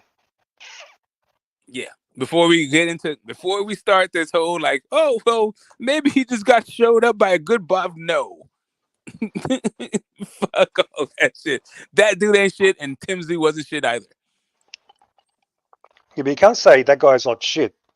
No, I'm telling you, that dude ain't shit. Are you dismissing him? So you're dismissing him? He's gonna be I think Castellano's gonna have a greater fucking legacy than this dude.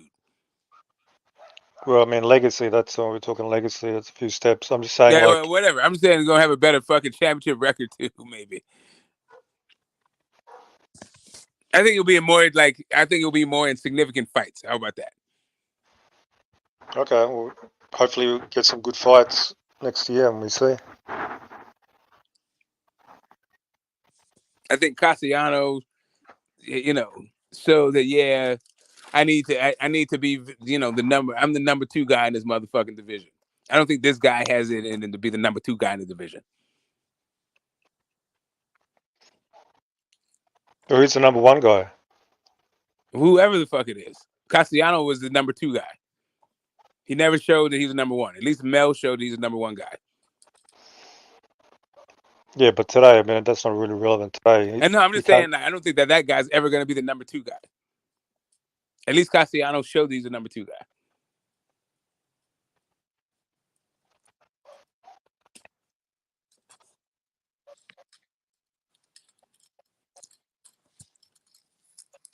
Castano.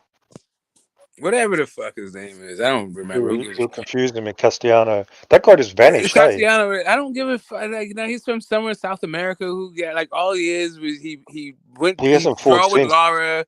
He beat another dude that was all right. Yeah, that guy was a good fighter. That guy was a good fighter. Yeah, but he's all right. Vanished. He is vanished. I don't know why. He's all right. Is there some sort of physical issues? He just hasn't fought. It's strange. No, and he just didn't have that much smoke. Like really, he just thought he hit harder than he did. He's all right. Doesn't matter.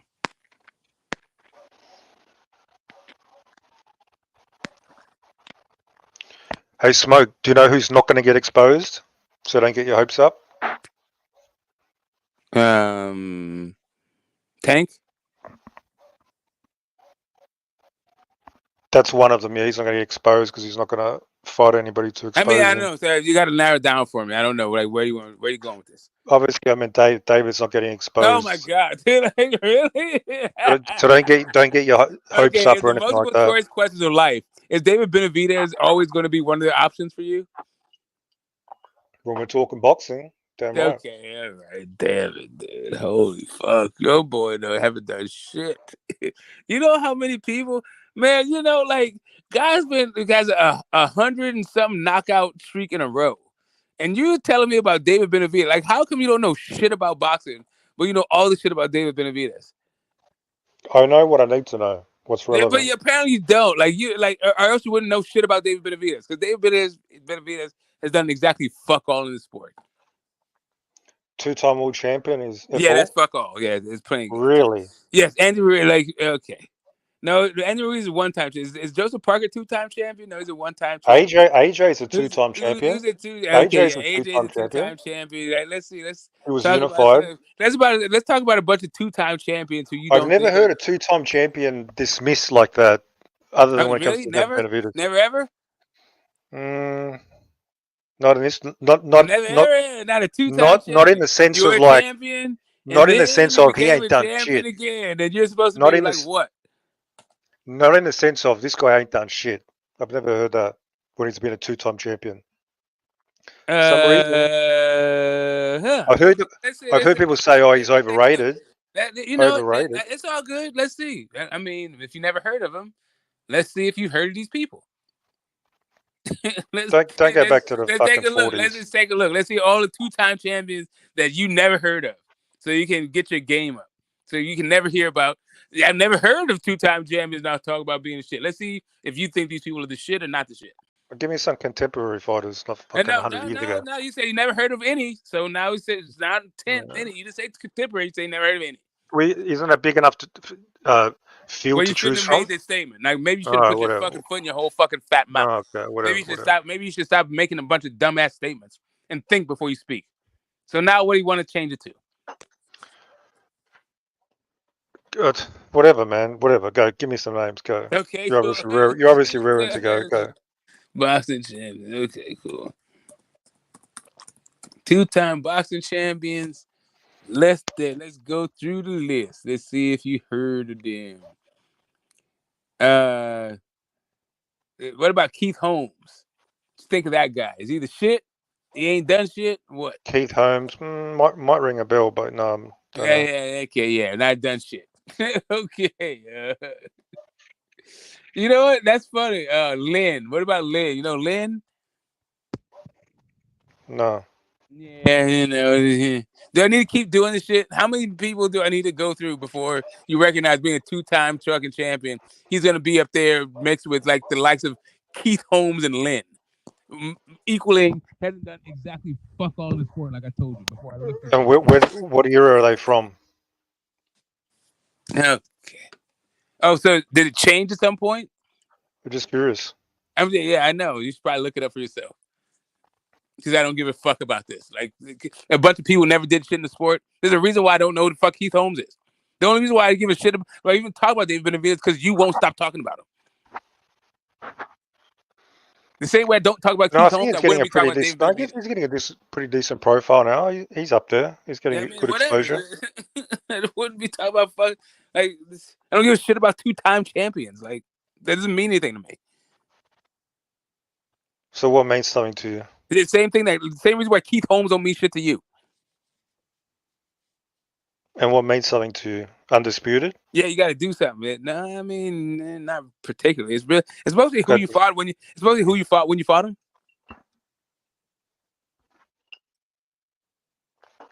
David's fought at 26, 27 years of age, 5 world champions. Yeah, I don't give a shit how old you were. Your age is not the issue. Your boxing age is what it's not your like physical So age. 5 world champions. 5 world age, champions. That's nothing.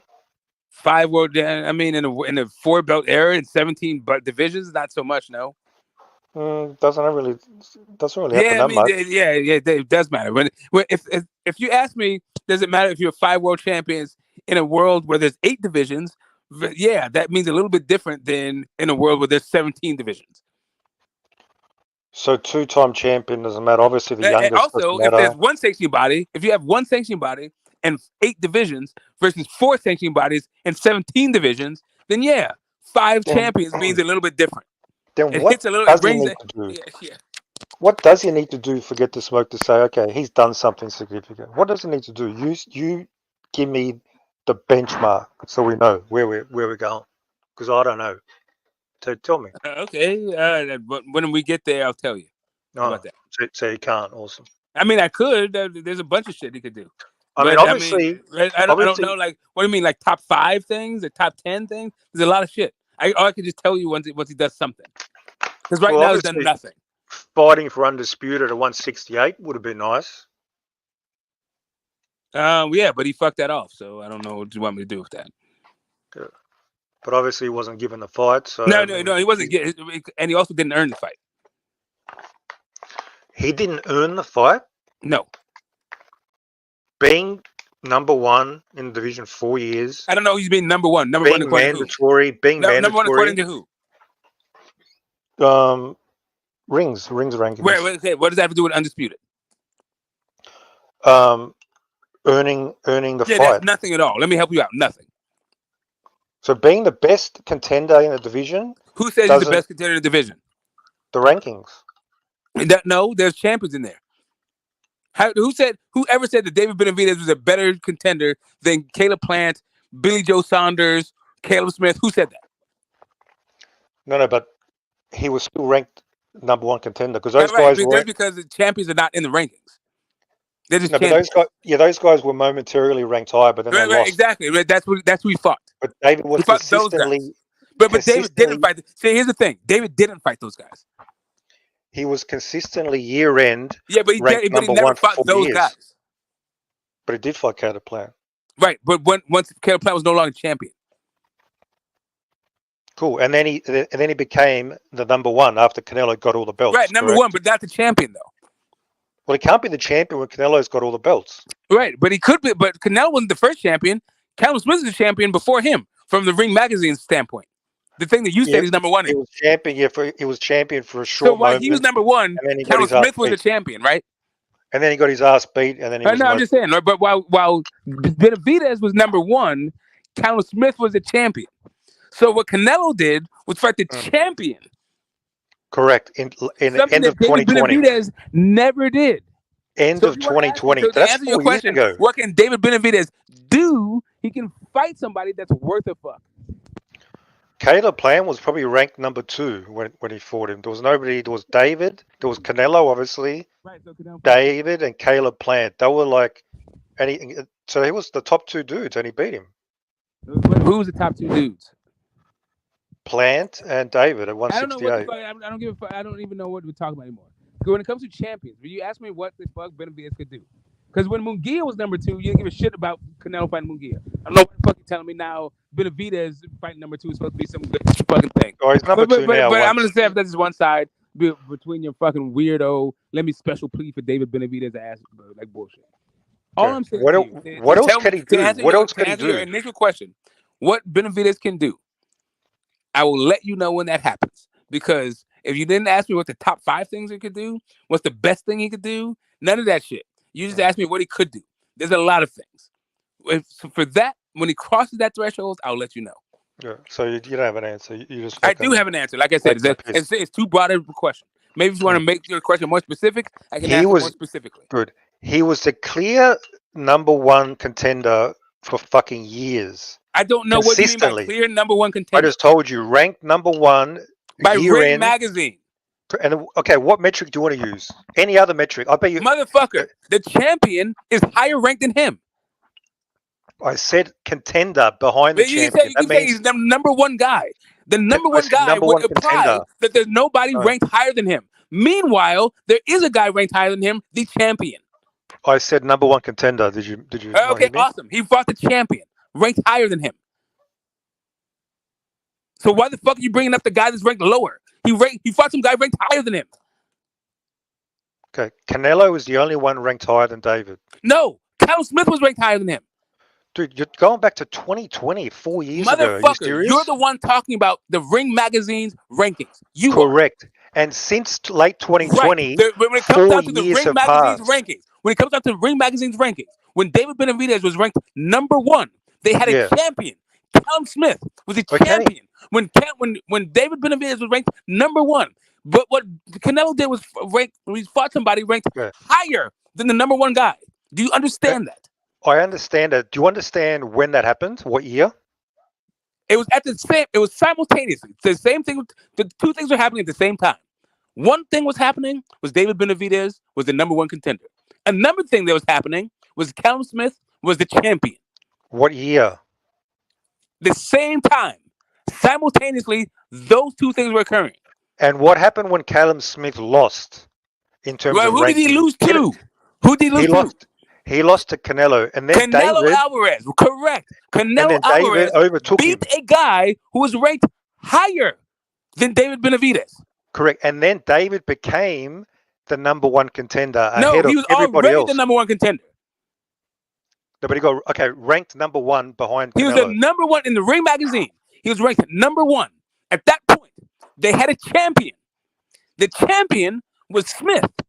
Canelo fought the champion. Yeah. What you're talking about is, hey, why did you fight the champion instead of the number 1 guy? No, Because the champion is ranked higher than the number one guy. that's not what I'm saying. I'm saying from that point, after he fought Callum Smith, David overtook Callum Smith in the He rankings. did not overtake Callum Smith in the rankings. He stayed at number one. What changed was the champion switched from Callum Smith to Canelo Alvarez. And What David Benavidez said was his Callum happy Smith ass ranked? right underneath all of them. And where was Callum Smith ranked after he lost his belt? When he lost the belt, he was beltless. Was he ranked above David, below David, or equal to David? He was no longer even in the division. I don't even know what this question is about. David overtook him in the rankings. He didn't overtake him in the rankings. First off, the rankings were the ranking. There's no way to overtake number one. Oh, the only thing you can be is a champion. That's the only thing that's ranked higher. So as soon as you lost your championship, he was no longer in the first off, you're not even in the rankings anymore. That's below number one, isn't it? When Callum Smith was no longer champion, he was below. He was no longer in one. the division. He's also no longer in the division. Cool. That means David was a clear number one. No, it's not that he overtook him. So now you're playing semantic games. No, you're the one playing semantics because you're the one who said he overtook him. David was the clear number one contender. He was already the clear number one before that. Good. Then why didn't Canelo fight him? Because he's got the champion. He's what? Because he fought the champion, like I already said the first time you asked this shit. Yeah, but that was 2020.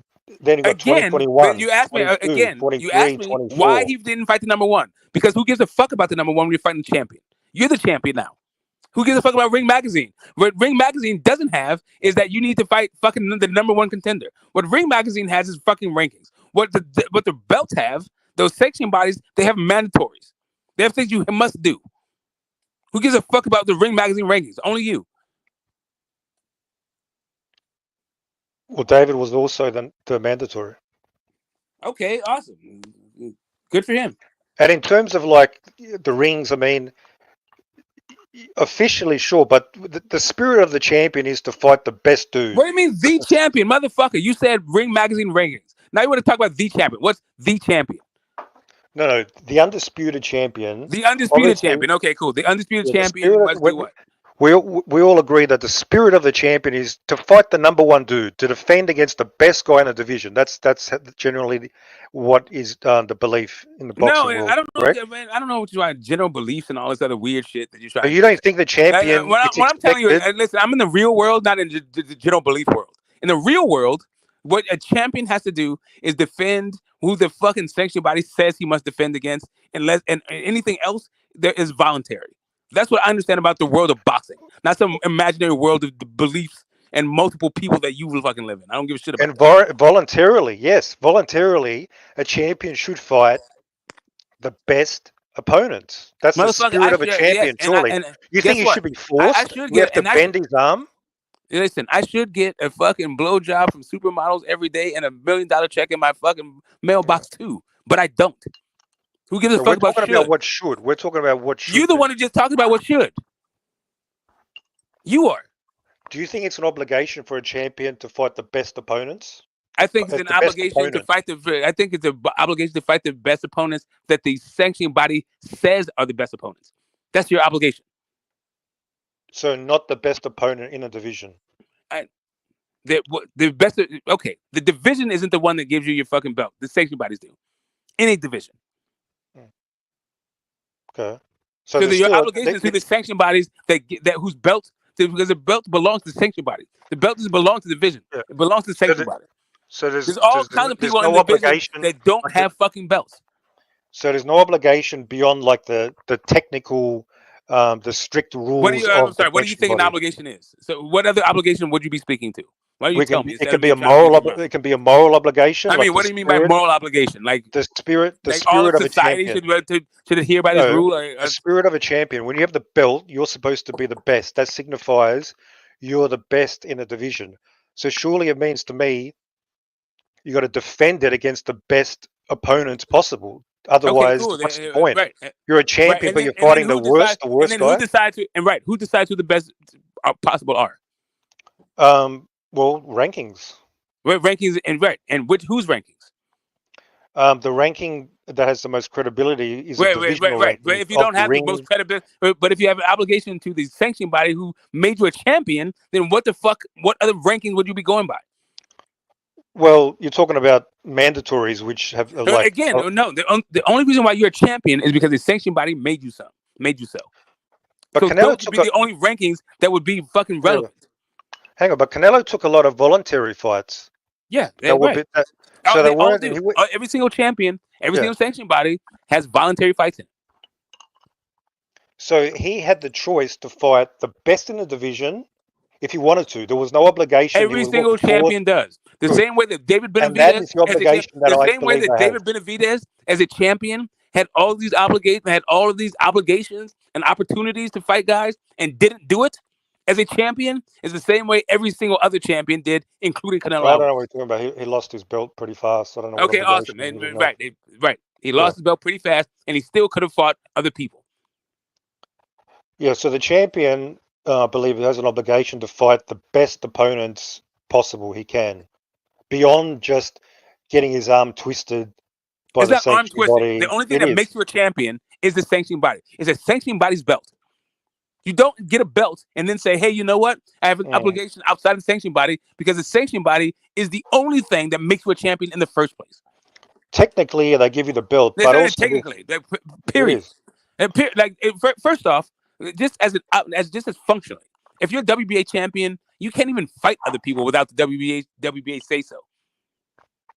But if you're a champion and you never fight the best dude, that's like a paper champion. You're holding the Man, belt. again, the only thing that makes you a champion is the sanctioning body. So if you want to fight somebody else that's not the sanctioning body's pick as being the number one contender, then you must get permission from the sanctioning body as a function. Do you understand that? But again, you're missing something No, broader. Like I just want to make sure you understand what I'm saying I before you understand start what telling you're me what saying, I'm missing. but that doesn't mean like you're Do you demonstrating understand that it, though? you're Do a you real understand champion. that? Do you Yes, understand I that? do. Yeah.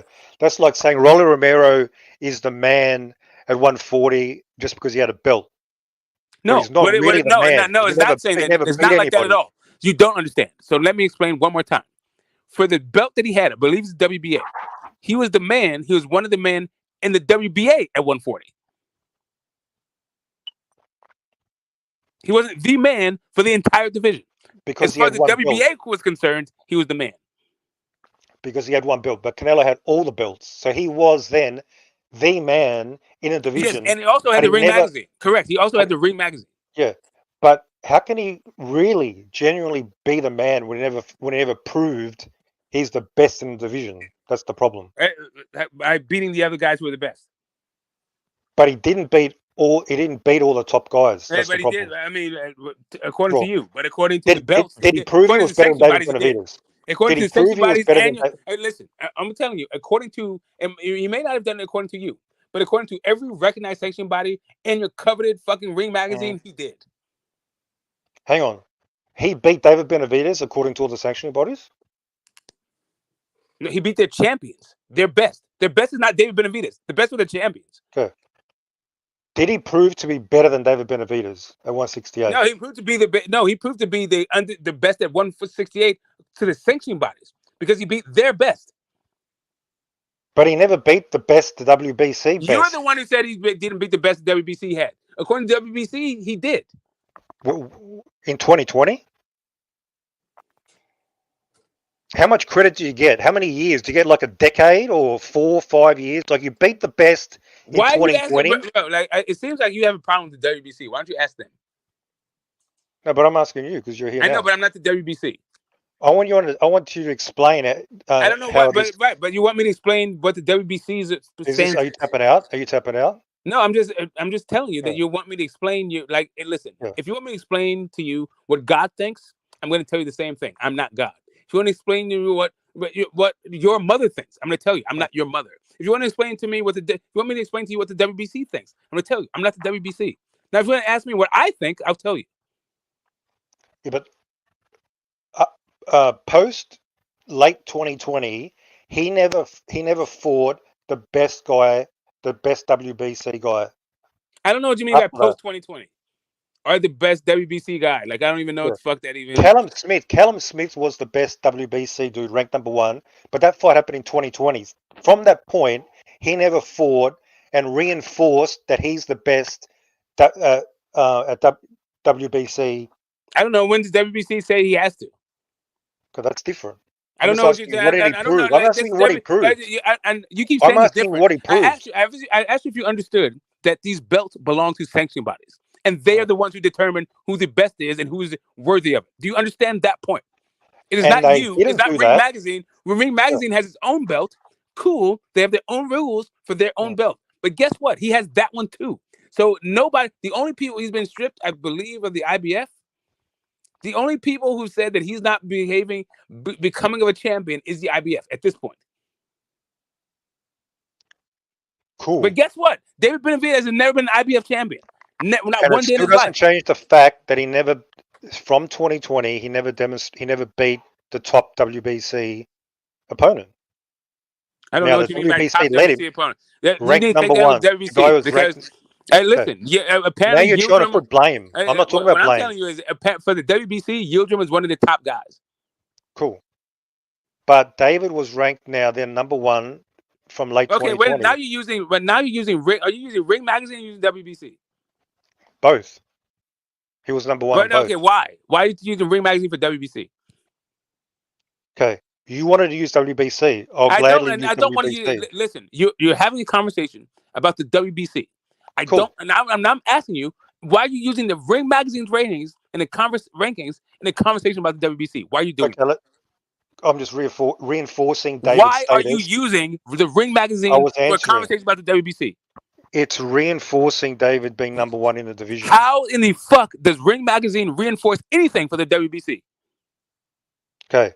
Focus on WBC and that's fine. No, you answer my questions and then we can focus on what the fuck it is talking about. Because right now I don't know what the fuck you're talking about. Why are you using Ring Magazine for WBC shit? My whole point is it's broader than just one sanctioning body. Why you keep trying to use broader when all the champion can do is because it has more weight, it has more value and more weight. The same shit. I keep saying the same shit over there, and this is why it's a waste of fucking time. If I keep saying the champion can only work within the confines of the sanctioning body, why do you keep talking about going outside the sanctioning body? Because that's an obligation for the champion. He can choose to fight anybody he wants. The champion obligations is for the sanctioning body that made him a champion. Period. You said he can only work within the confines of the sanctioning body. That's bullshit. He can choose to fight anybody he wants. He can also, most of the time. and he can also, and you know what he can also choose? To not be a champion. Okay. Or he can choose to be a champion and do what he wants. Champion, guess what? Your choices become limited, or else you get stripped like Canelo. No, well, eventually stripped by one. No, eventually, it wasn't even eventually. Like if he got stripped, almost immediately of the IBF when he fought at 160. No, I'm talking to 168. All right, I know, but you're saying eventually, whatever the fuck it is you're talking about. I'm saying to you, and when it comes right down to it, a fighter can choose his own career, sure, and a fighter can also choose to not live up to his obligation to his sanctioning body, and then no longer be a champion at all. Like you can talk about, hey, you're a champion now. Now you can look outside the sanctioning body. Cool, you can try to do that, and let's see if you are still considered a champion of that sanctioning body. Well, Canelo did that for many years because he got away with it because they bent over. We know whatever, they and you can get away with it until you don't. Because you know why? Because at the end of the day, it's the sanctioning body's call. Correct. And that doesn't change the fact that Canelo never demonstrated he was the number 1 dude at 168, despite having all the belts. He already did that. He did that by beating every other number 1 dude at 168. Okay. He did that in 2020. All right, so he did that. I don't know, he didn't unring it. He did that a long time ago. Itself. No, but it expires because somebody else comes. I mean, you said he expired. They're like, whatever, cool. Like, you think he needs to keep doing the shit. He already did it. You said he never did it. He did it. Isn't that the point of a champion, to keep proving you're the best? You reckon you just do it once for 4 years ago and that's it? And you're the one who said he didn't prove it anymore. I don't know that David Benavidez even tried to fight, really tried to fight him. That's your narrative. It's got nothing. Even if that's true, he still didn't prove it. I think he fought everybody else. Like, listen, I don't know. When it comes to Morrell, I don't know if Morrell really wanted to fight him. When it comes to David Benavidez, I don't know if David Benavidez really wanted to fight him. When it comes to the people who really were trying to fight him. The only guy who I could say was really trying to fight him, that I don't think that matters at all because he wasn't one of the best, was fucking Boo Boo Andrade. Did Canelo try to fight him? No, I don't think Canelo tried to fight him. Good. And that's the problem. Try to fight. It's a problem for you. I don't give a fuck about that. That's your problem. You don't give a fuck about the champion. No, I don't give a fuck about a champion fighting a scrub. No. Just because the scrub wants to fight the champion? Yeah. No, I don't give a fuck. Whatever you think about it, whether he's a scrub, he was ranked number one. Okay, you can be ranked. Again, you're the one who... Okay. First off, you don't give a shit about the goddamn sanction bodies rankings already. So I don't know why you're making a rankings thing. And then also, all you do is care about Ring Magazine rankings when the guys are not even obligated. They can't even go around. Like, do you think that the WBC champion can say, hey, you know what? I'm not going to fight my mandatory because the Ring Magazine has some other guy ranked higher? No, you can't do that shit. That only matters if you... Who gives a fuck about Ring Magazine? If you're the WBC champion, why would you look at the goddamn Ring Magazine rankings? Like, that only matters if your mandatory is ordered. He's had one ordered mandatory. Okay, again, whoever the fuck was number one up, why does it have to be ordered? He don't even need to be ordered. I don't know. Like, I don't think the... Good, then he should have fought David. Awesome, he should have fought David. Well, maybe he should have, but maybe David Benavidez bitched the fuck up and fucking left. I don't know that didn't happen. You're the one who knows for whatever reason that didn't happen. I don't know it didn't happen. Nobody runs from a Canelo fight. When it came to David Benavidez and Canelo, all I heard from the sanctioning body, but David Benavidez was a mandatory in from the president of that sanctioning body, was that they were in conversation, they were in talk to have the conversation, to have the fight, and they're waiting on action from David Benavidez. The fact that the fight didn't happen, you think it's Canelo's fault. I don't know that that's the case. Yeah, we both agree Canelo never wanted to fight. I don't think that he didn't want, and I don't know that he never wanted to fight because they're in conversation. If they're in conversation to make the fight, according to the president's sanction body, seems like he was amenable to the fight. Yeah, so again, I don't know. I guess we disagree. Like, there is a moral obligation for a champion to always to beat the best opponent. Otherwise, holding the belt really doesn't have much value if you're beating the guy who's ranked 10th, whatever, just because he's like, oh, he's your mandatory. You don't agree, apparently. Well, again, you're talking about whether or not the belt is worth the thing. You want to. Here's the thing. You want to pick and choose. I understand the argument. I believe that you're making is that the man makes the value of the belt, not the sanctioning body. That's an interesting platitude. I understand it as an ideal, but at the end of the day, when it comes right down to it, the reason why you're champion is that sanctioning body, not the ideal of who the best in the division is. That belt is supposed to represent. No. The belt represents the best in that sanctioning body. So that's why undisputed is a thing, because now you've fought the best that every sanctioning body has to offer. It means technically it does. But guess what? You can even still have a guy that done all that but didn't get the ring champion. So let's say you get the ring champion. Guess what? You might still have not been the lineal champion. So you might have to be undisputed, Ring Magazine, and lineal champion for you to be the actual champion in somebody's fucking mind. And that's cool. I'm here for all of those conversations. I'm not hating on anybody's fucking metrics or their standards or whatever the fuck. All I'm saying to you is the idea of Canelo never fighting the best at 168, that's some bullshit. But he never fought David Benavidez. That's a fact. Right. He never fought David Benavidez. That's a different conversation than whether or not he fought the best at 168. Yeah, but from 2020, David was generally regarded he still fought the best at 168. As the best. Cool. Yeah. He still fought the best at 168. Not for the last 4 years. Oh, awesome. He still fought the best at 168. Cool. So you have no problem. So as soon as you can fix in your mind the reality that everybody else lives in, that Canelo Alvarez fought the best at 168, then you can talk about how David Benavidez at a different point is a guy that represents the best at 168 that Canelo didn't fight. He fought the number one ranked dude. And he fought the champions. He fought the champions. Yeah, but they weren't They weren't regarded as the best. Nobody regards Billy Joe Saunders as better than they've been. Okay, but what they do regard him as the champion. Everybody understand the champion outranks number one guy. Cool. but they don't regard him as better than David right. So when you Benavidez. start talking about rankings, the champions outrank him. Cool. And I wasn't just talking about rankings 100%. That's one metric. Awesome. So Sure. that point that you brought up, when it comes to rankings, you fought guys that outrank him. So now, what's your other point besides rankings when you fought guys that outrank David Benavidez? Yeah, because David was regarded better than all those dudes. Regarded even by when he who? was ranked below them. Regarded by who?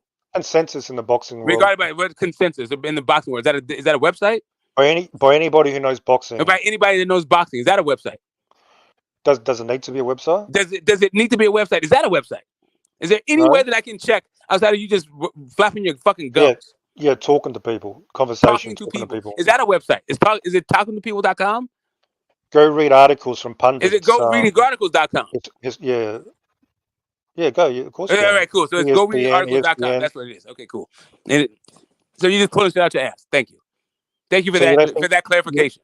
You don't think David was regarded as better than Billy Joe Saunders? I don't know what you mean by regarded. I don't even know what the fuck that means. I don't know. That's a bunch of bullshit. You already sound like you're full of shit by saying regarded by. Like either you are or you aren't. Okay, whatever. Fact is, for the last 4 years, he never fought the number one dude, and we both agree on that. For the last 4 years, I don't know. Correct. He is the number one dude, so you can't fight yourself.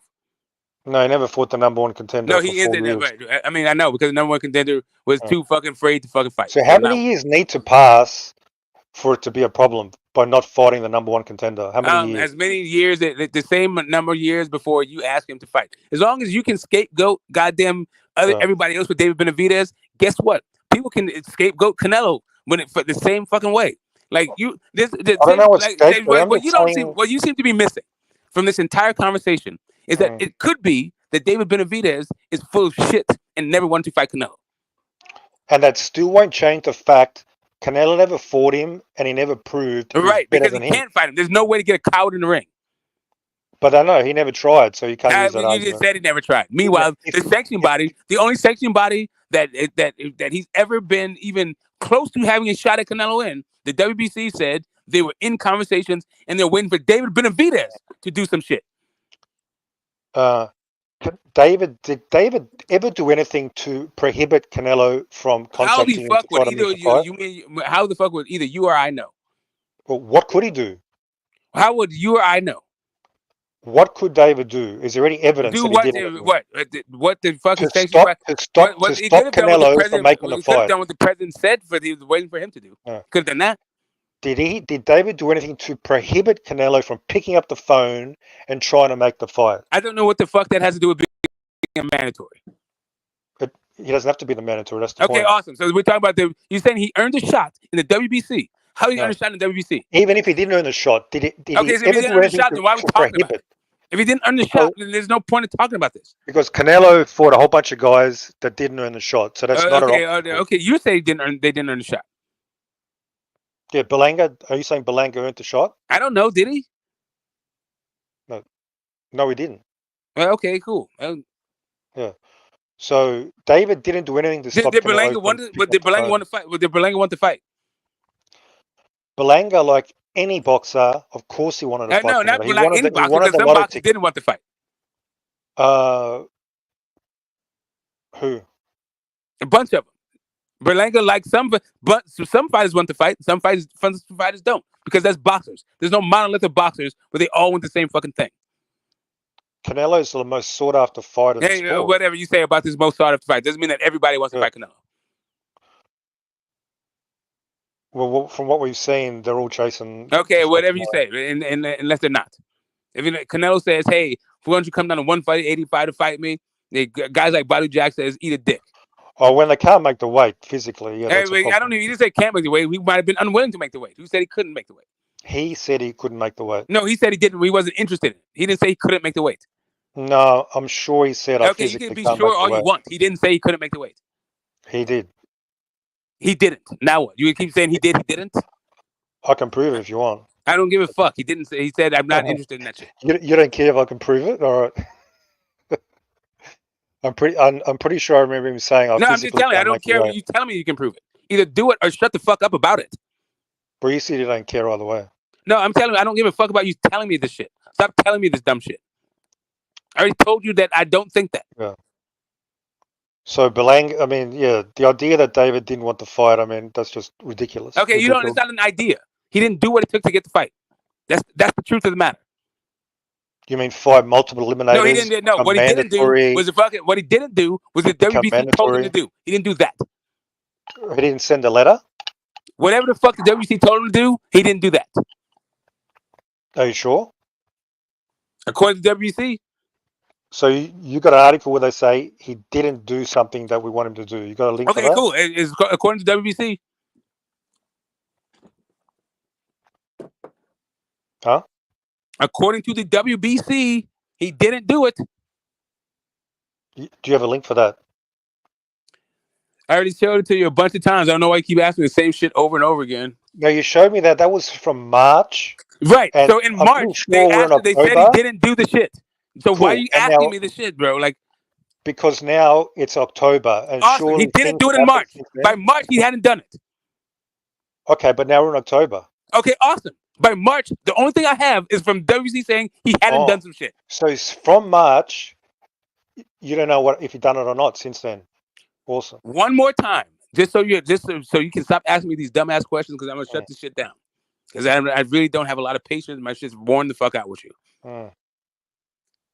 The last time I heard about WBC, Benavidez being a mandatory, and Canelo Alvarez, the WBC said they were in talks and they're waiting for David Benavidez to do something. I never heard anything about that. What happened after that, outside of Jose Benavidez saying some other shit that maybe he's the mandatory at that point, maybe he wasn't. I don't know. So since that point, we don't know if he actually did it or not, right? He could have done it. He hadn't done it to that point. But after that point, he could have done it. We just don't know. He hadn't done it to that point. I'm talking about to that point. I'm going, yeah, but time. I don't know why you're talking about that shit. You don't have any information about it, and I don't. Time has moved on since March. I'm talking about to that point.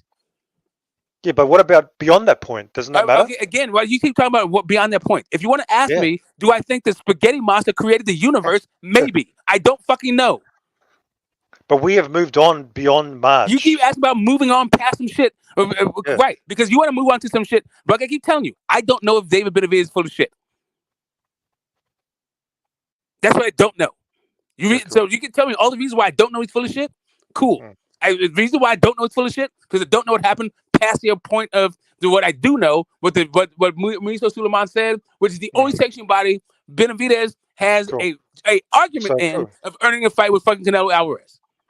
So you don't know. That's cool. But we do know Canelo's full of shit, because he actually explicitly said, I don't want to fight that guy unless you pay me $20 million. I don't think that's it. No, I don't know that that's full of shit. That sounds fine to me. Are you aware of the term pricing yourself out in boxing? The concept? Yeah, do you know the term you only get what you negotiate, not what you deserve? Correct. Do you get that? Do you get in negotiations, you start high and you meet somewhere in the middle ground? And where did they meet? Okay, cool. Right. So does that mean you price yourself out, or when what you deserve is like a quarter? Again, what you deserve is not about what you deserve, it's what you negotiate.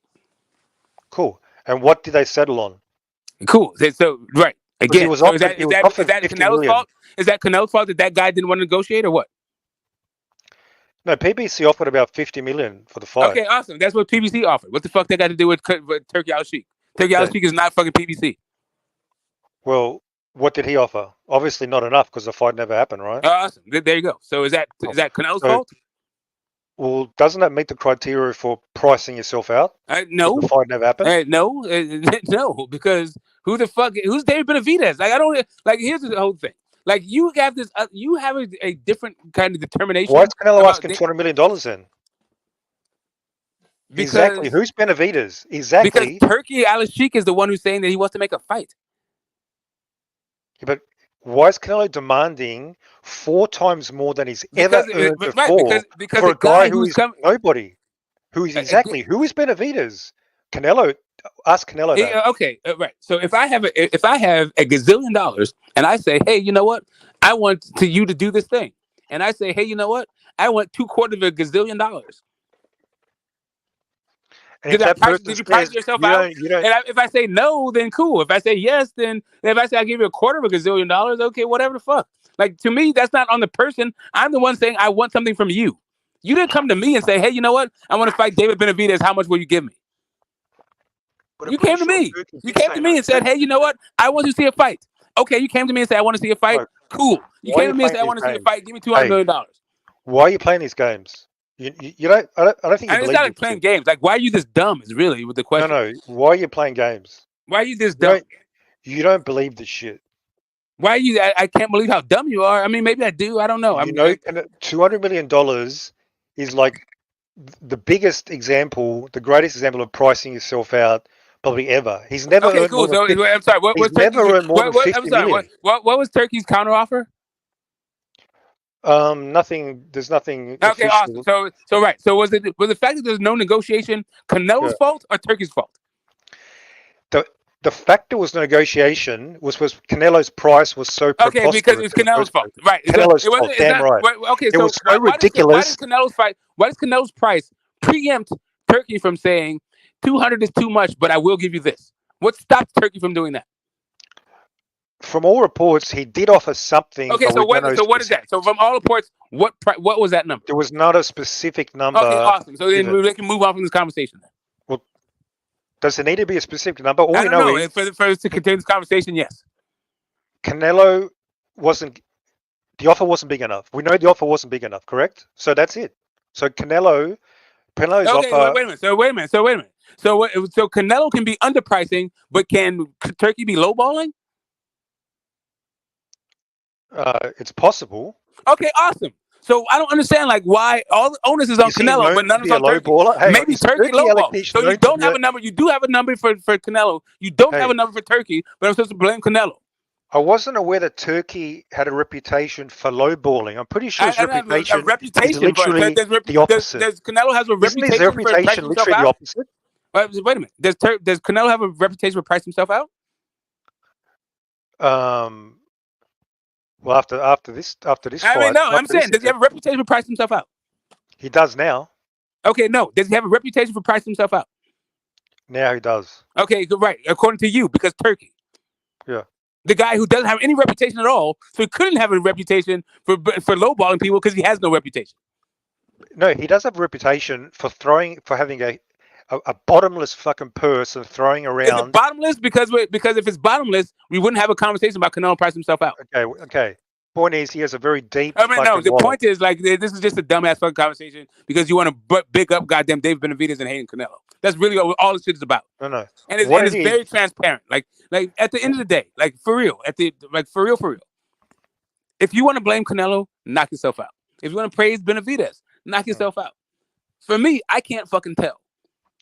And that's just gonna be no matter how many times we go around this thing, we're gonna still keep coming up to the same place where you want to suck fucking Turkey. Whoever it is that gives you the best argument to hate on Canelo. Does Turkey have a reputation for a big spender? That is the tack that you will take. And does Turkey have a reputation of being a big spender in the boxing world currently? I'm pretty sure not big enough to make the fight, apparently. Which just emphasizes that Canelo priced himself out. The biggest spender, the biggest, it was beyond the budget. Not so much. Of the biggest spender. Not really. So here's the thing. I don't think he's the biggest spender in the sport. He hasn't shown that to be the case. I haven't seen him outspend anybody. Actually, that's the first part. How much did he pay Fury? Fury Usyk, wasn't that like hundreds of millions of dollars? What the fuck? I don't know. I haven't seen him outpay anybody. I don't know, but I think AJ got more than fucking Fury and Usyk. So anyway, they said Fury got 100 million. They're talking about. Okay, cool. I think they said AJ got that shit like way fucking back in the day. Okay, and the goddamn bit Ruiz. Whatever. Again, like I said, like that dude doesn't seem to be the driver of like spending and outspending everybody. No, I don't see that to be the case. The other part of it is who's got a bigger wallet? Who's got a bigger wallet in today's boxing? Who's got a bigger? I don't know how big his wallet is. Well, look at the fights that are being made. He's making all these big fights. You keep saying, look, I am looking at the fights. I don't know that he's spending a lot of money for these fights. To me, how is he making them? I'm gonna tell you what. So you can understand this. When the zone came in, The guys like Mikey Garcia were getting $7 million to fight guys like Sammy Vargas or whatever the fuck. Some Vargas guy. Maybe it's Jesse or Sammy. I can't remember which one. Right? So then you knew that guys were getting overpaid. I don't know that he's overpaying goddamn Tyson Fury. Good. I don't know he's overpaying Usyk. How is he making these fights suddenly if it's not because Is that what it means? Making fights suddenly. Fights have not been made suddenly. He's just in the fucking fight market. You didn't hear Bivol and Better Beav thanking him and basically saying, fight? That you're is the a reason. fight. That's not fights. It's one example. They That's basically one said, exactly. That's not fights. It's a single example. The only reason I will start at one. And I don't know that they made more money. Do you know how much money they made? I don't need to know. Okay. So then why are you talking about his money? If you don't need to know how much money they made, why are you saying to me that they made more money than they would have otherwise made with somebody else? I don't need to know the specific amount, but I can. How do you know it's more money than they would have otherwise made? Because they were on the record as saying they were thanking Turkey. They're saying you're the reason why this fight is possible. So that basically the inference is because they were given a boatload of cash, which is why the fight finally happened after all these years. You said a boatload of cash. What's a boatload of cash? More than they've ever been offered before. Okay, cool. So was it that? Mm-hmm. Well, how do you know there's more than they ever offered before? Is there another inference? Like it couldn't be made for so many years. It couldn't be made for so many years. There definitely is another inference. That's the most they could get at the moment. The fight was more lucrative back in the day. They were offered more money back in the day, but now the landscape of boxing has changed, and this is the best that they can get for the fight right now. So they didn't take it back then, though. They thought they could get more in the future. That fell through, and they thought, "Fuck it, we're going to take." That's also inferred there. That's far less likely than. I don't know if it's just talking about likely. You don't fucking know. Both of these things could be way the fuck off, and maybe they didn't make shit. We don't know. Like, I don't know why the fuck it is you want to act certain in your ignorance. Like, why do you fucking keep going down this road?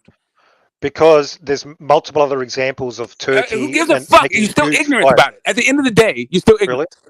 I'm ignorant about the bucket loads of cash that are being reported for Usyk Fury, but the person. What do you mean bucket loads? But I don't know what you mean by bucket loads. It's being reported Fury made $100 million. Okay, awesome. That's what you mean by bucket load. Yeah. Do you think they made so when you say a bucket load of cash when it comes to Bivol and Better Beav, do you think either one of those guys made $100 million or did they make $100 million combined or what? No. Or is it different bucket load? It's obviously all relative to what getting cool. before. I don't know what the fuck it is you're talking about. Why don't you just say numbers? Is that my fault or your fault? Bucket load. Is it my fault or your fault that you don't know? Is it my fault or your fault? What? Is it my fault you can't follow the How about points it's nobody's fault? You're just using general terms, and I think you're being specific even though you use general terms. And there's no way they can understand what you mean as long as you use general terms. Without trying to assign blame to the shit.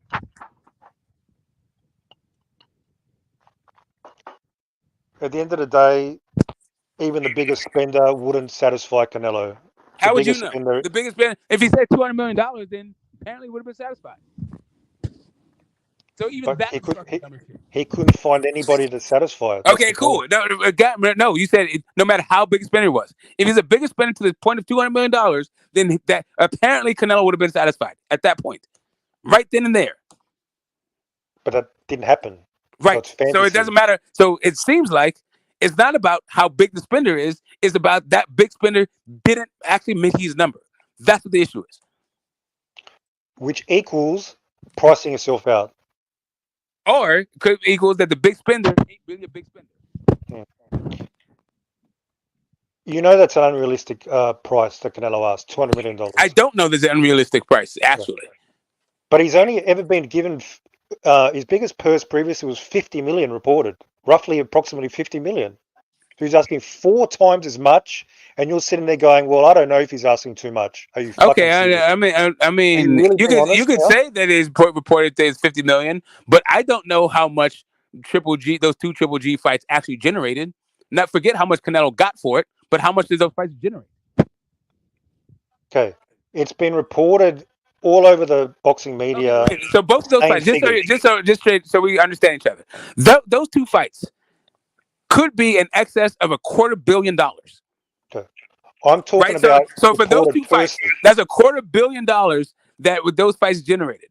So right. So if you're talking about a guy who comes into the sport saying, you know what, I'm not even interested in making a profit off this shit. I just want to put on fights and I got all of this money.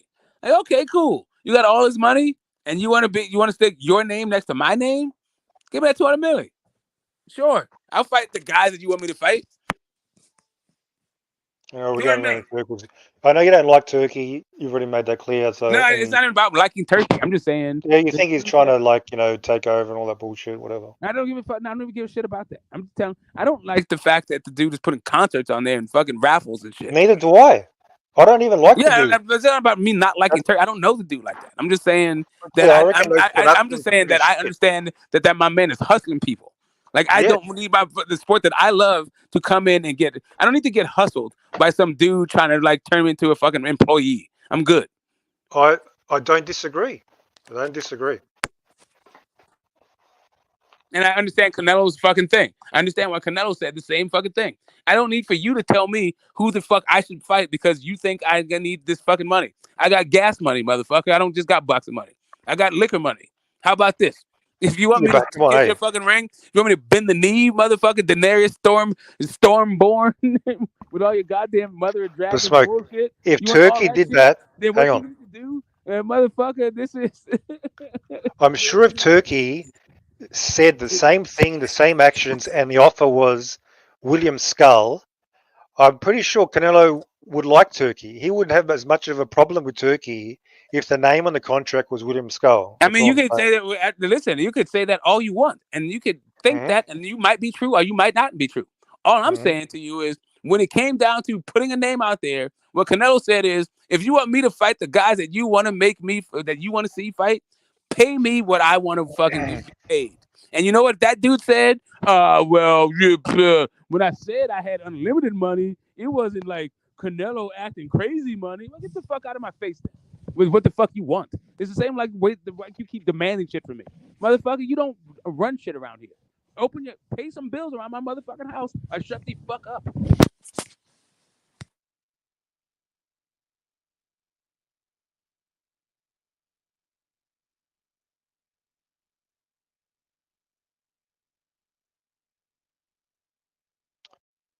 But yeah, I mean, that's the way it goes. I mean, we're not going to agree. Hey, Hapler, why don't you eat your chump ass up here if you've got something to say? You're dribbling away in chat.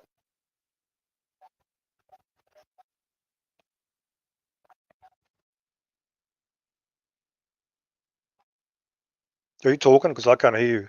I think my fucking headphones are... No, I was not talking. I was letting you... No, I can hear you now. I wasn't talking. I was letting you go at Hapler. Well, you were flashing. Well, actually, I'm looking at the stream. No, I was not flashing at all. I wasn't saying anything. I was actually on mute. Yeah, I'm looking at the stream and it's just fucking behind. That's why. All right. My bad.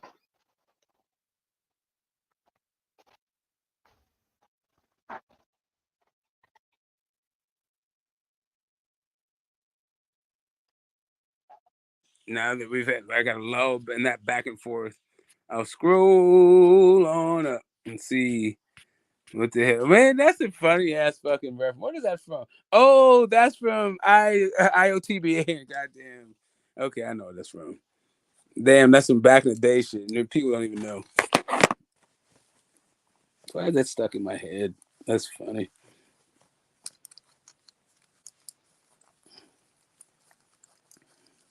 The guys with all these goddamn letters as their names, acronyms. You see, Jamal Herring touched Shakur plenty of times. No, he did not. I disagree.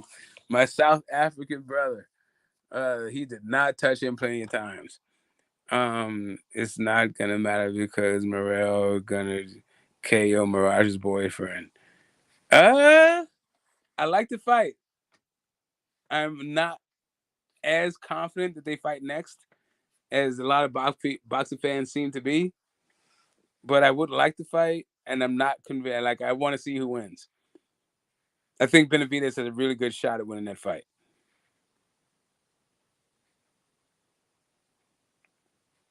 I think he's actually should be the favorite in the fight.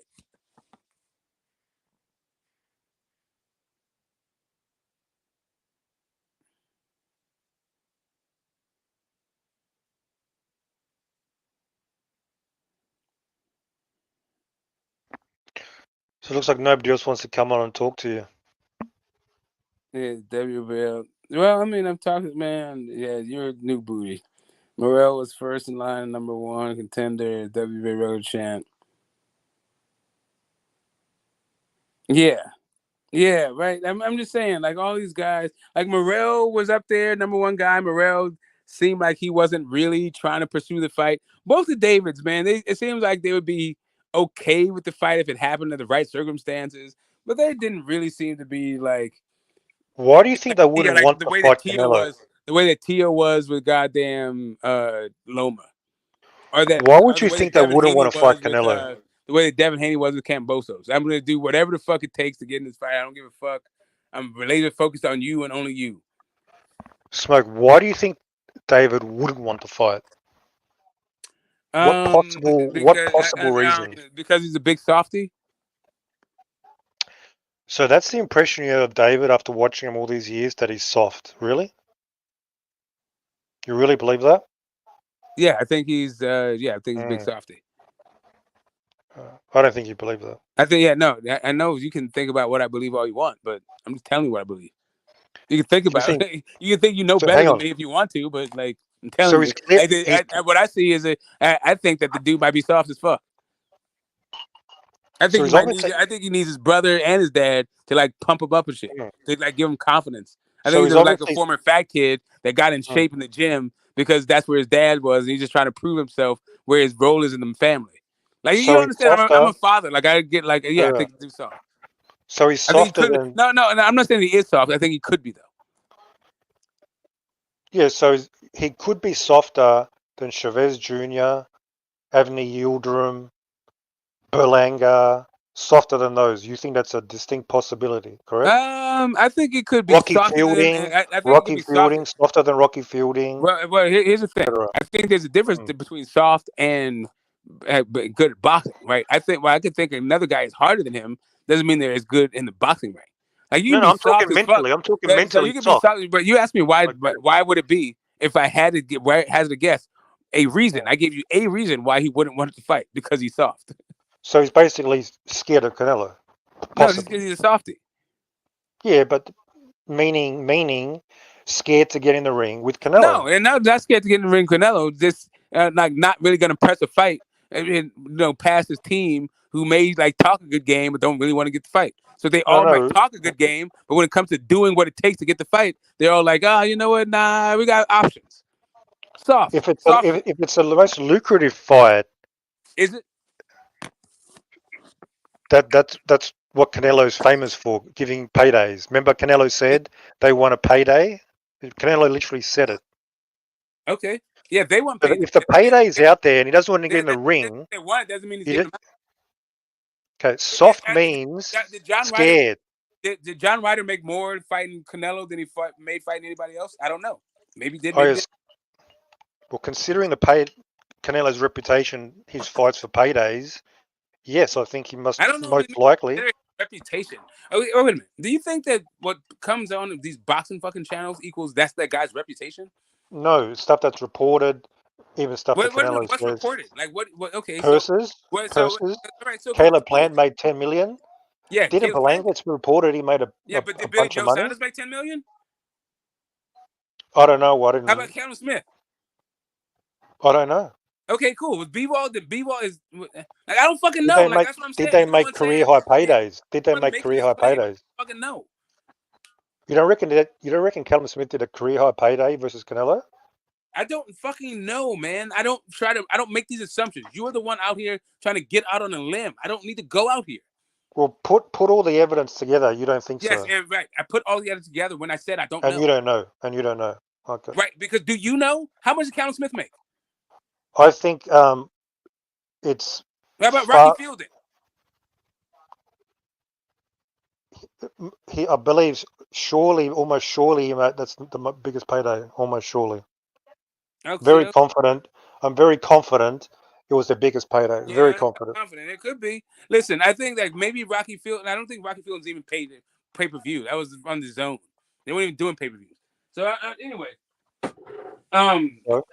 It doesn't even fucking matter. Like whatever you think is what you think. But you're saying you think David could be soft, but he's not scared. I'm confused. Soft to me equals fear. No, So I don't soft understand. equals no. That's a What? low risk. High again. I don't. So you are the one that like I am not.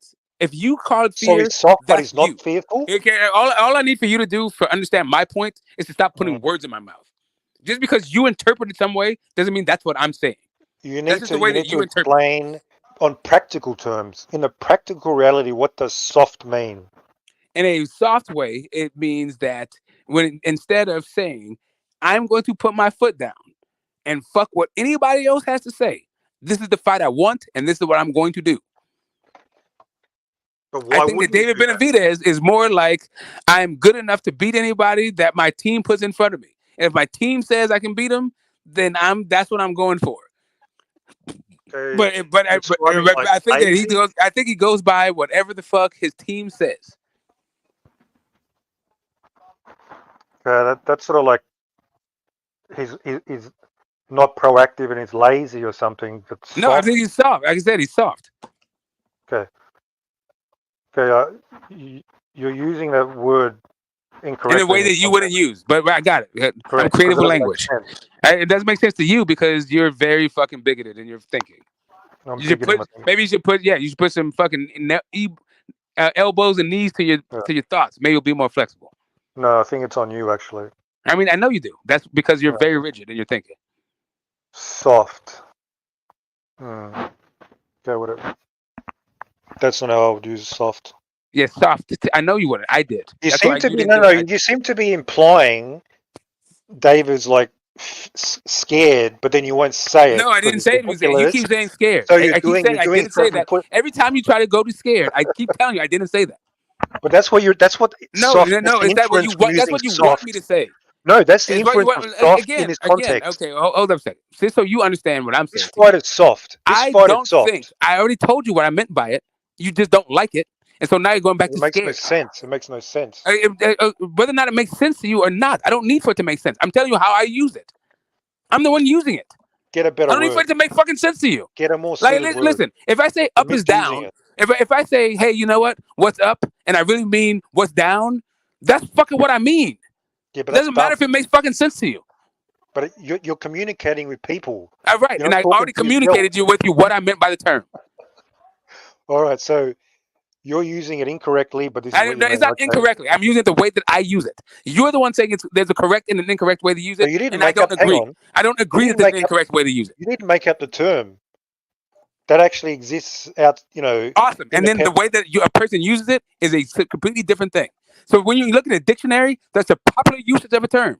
Now you can have an individual usage of a term, and if somebody asks you, "Hey, what do you mean by it?" and you tell them, all the other person can say is that goes against the popular uses of the term. That's it. There's no incorrect use. If I call you a bitch, can you tell me, "Hey, you know what? I'm a female dog."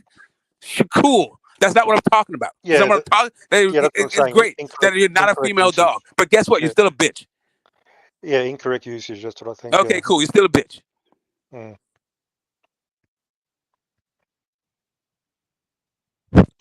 Anything else? Besides semantics, and you appealing to goddamn amorphous ass fucking claims. Yeah, appealing to the meaning of words. I mean, how ridiculous. Yeah, I don't think many people would use soft in any sort of I don't give a fuck what anybody manner does. at Now, all next question. relating to I David don't fucking Benavidez. group source my goddamn opinions on my word choice. Now what? And I think his actions for choosing his next fight again undermines this accusation of soft. He literally proactively decided, I'm not going to fight Jesse Hart. Give me Morrell. That doesn't seem consistent with soft. Very strange. Yeah, cool. I think losing your belt to cocaine and to being overweight equals soft. I think that talking a bunch of shit about trying to bring other guys from So lower weight snorting classes is cocaine soft. equals I think if soft? you want to understand what I mean by soft, I can tell you what I mean by soft. Just because you don't think I should use the word soft, but I don't give a fuck what you think I should use. I don't even know what this conversation is at this point. So missing weight equals soft. A soft fighter. So It's definitely Canelo's soft. undisciplined. Canelo's Oh, now it's different. That's a different word. No, I'm just telling you. I did So a whole bunch of things. Okay, soft, so I just said it. I said a soft whole bunch of equals things. undisciplined. I said a whole bunch of things, and now you're trying to now parse those things as if each individual things is an act of softness. Well, they could be. But you That gave doesn't an example. necessarily mean like yes. Does Hang it on, you mean gave the example, not me. is an undisciplined fighter? Can an undisciplined fighter be considered soft? Yes, an undisciplined fighter could be considered soft. Is missing weight considered undisciplined? Yes. So missing fights, yes, that can be considered soft. What else do you fucking got besides these No, I weird don't ass agree fucking with that. semantic gotcha games that's boring as shit? Can an undisciplined fighter be considered soft? No, I didn't agree with that. Okay, cool. There can be. You can be undisciplined and be And also it's soft as vicious. fuck. It's possible, but they're not the same thing. Yeah, right. But you can be. That's what I'm saying. They're not mutually exclusive.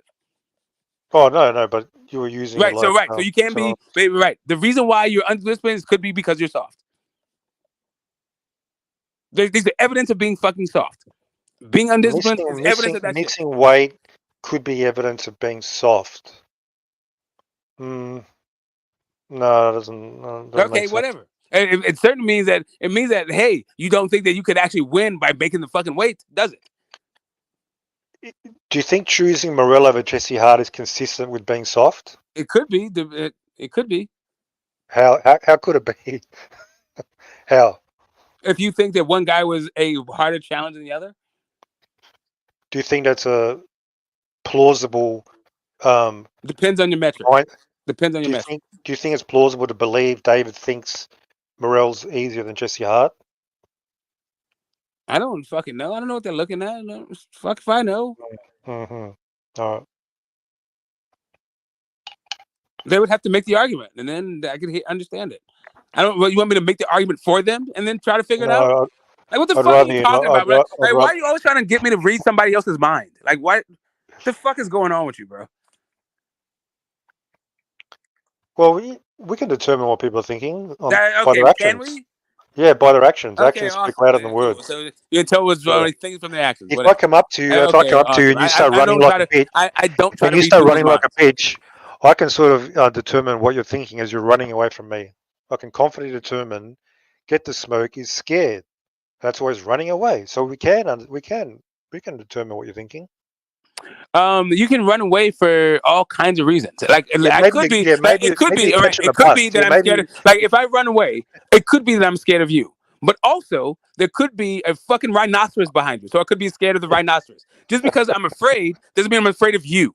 Right? So, but also, I could be for this late to be fucking somewhere else, and don't give a fuck about you or the rhinoceros. So me running away could be an example of me not being scared whatsoever. Correct. Like I don't. At the end of the day, I don't give a fuck what your determination is. Clearly.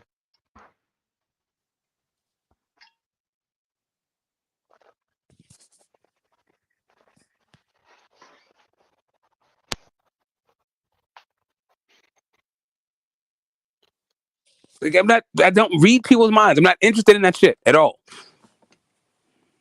You don't find that interesting?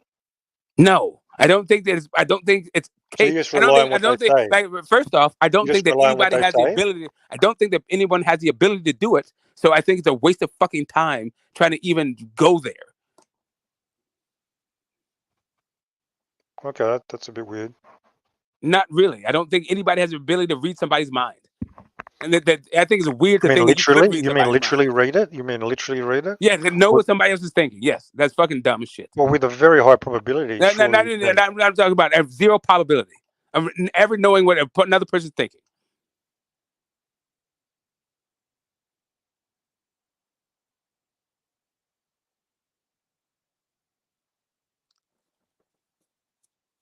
I think at the very approximation, you may know what a person desires, but know what they're fucking thinking. Like, what the fuck? Get the fuck out of here with that shit. I don't even like. Why would you even try to like? Who gives a fuck about this? Like, I'm a mind reading master. Like, he's a dick with this. Like, you might be able to direct somebody's actions and shit, but know what they're thinking. No, I'm not interested in that. Not at all. Haplo. Of course, what do you mean? Of course, I understand styles make fights. You muppet. It's a basic shit. Fucking oath, I understand that. And that's exactly why I think Beterbiev is a great style for David, and David will bust him up if they fight. Exactly that reason. Styles make fights. My boy And Rich, my man Rich, what's going on, man? You know, town biz, baby. But yeah, man, Haiti though, I haven't seen you in a minute. Yeah, that Haiti fight, bro. I was telling you about that goddamn Matias. You're like, I don't know about Matias. He thinks he beat me. I was like, Matias might knock that dude cold.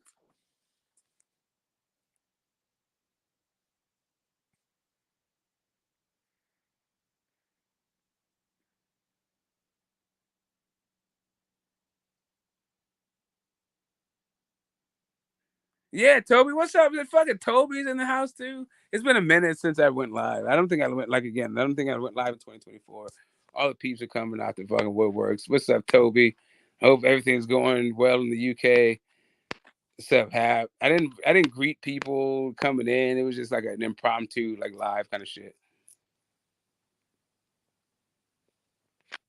Yeah, styles do make fights. Benavidez, like the same way Benavidez has been clout chasing motherfucking Canelo, Morrell's been clout chasing Benavidez. Let's see if we actually get the fight. that's true, but unlike Benavidez, Morel really hasn't done anything in the ring at all. That's what I criticize him on. Well, I'm saying in 2018, neither did Benavidez. I don't think Benavidez has done that much. 2018. Yeah. When Benavidez first started calling out goddamn Canelo. Oh, when he was holding the strap, the WBC belt, Yeah, when he had that shit in the ring. other than winning the belt. Okay. No, I mean, no, I'm saying that's not doing shit in the ring. I'm sorry. I'm sorry that you think that's doing something, but I don't. Well, whatever you think. I mean, Morel's done less. He hasn't really fought I mean, anybody. no, I don't think like Morrell got his ring the strap. Like, the strap in the ring. Not a real strap. According to WBA, it was. According to WBA, it's a secondary strap. Nope. No, that's the one that has the mandatories. Cool. Does that mean it's not a secondary belt? No, it's not no. There's no such thing as a secondary belt. So the super is not above the regular belt. Nope. They just have different things attached to them. There's no. So above. they're equal status. They're on equal status, really? They have different functions. Cool. Are they on the same ranking level? I don't know what you mean by equal. I don't know what you mean by same or none of that. They have different fucking things. So why when I say they have different fucking stipulations, why you ask me if they're the same? No, I'm talking about in terms of like ranking. What do you mean by ranking? What are you talking about? I'm saying the Reggie belt. I don't read minds. Can you be specific? One's Reggie belt and one's okay, there's super. no such thing as a Reggie belt, dude. Okay. Well, one of them is called the super, correct? One's called the super, one's called the world. Cool. And you don't reckon the super has priority and more significance in there? I don't know by more. They have different functions. Okay. That's what I'm asking. They can have they have million different functions. I don't know what you mean by regular Which super one? or secondary, none of that shit. So it's not a secondary? There's no such thing as a secondary or a Reggie. So you can stop asking about secondaries or Reggies. They don't exist. That's just the way that people talk about it on the internet. So they're on equal status. They are equal status. I don't know what you mean by equal. They have different fucking functions. Yeah, they can have different functions. That's fine. Are they of equal status? I don't know what you mean by equal status. What do you mean by that? Is one ranked above the other? But to who? To the sanctioning body, the WBA. Well, they said no. The sanctioning body doesn't rank one or the other. No. So doesn't take precedence over the other belt, the super? No. They have different functions. Really?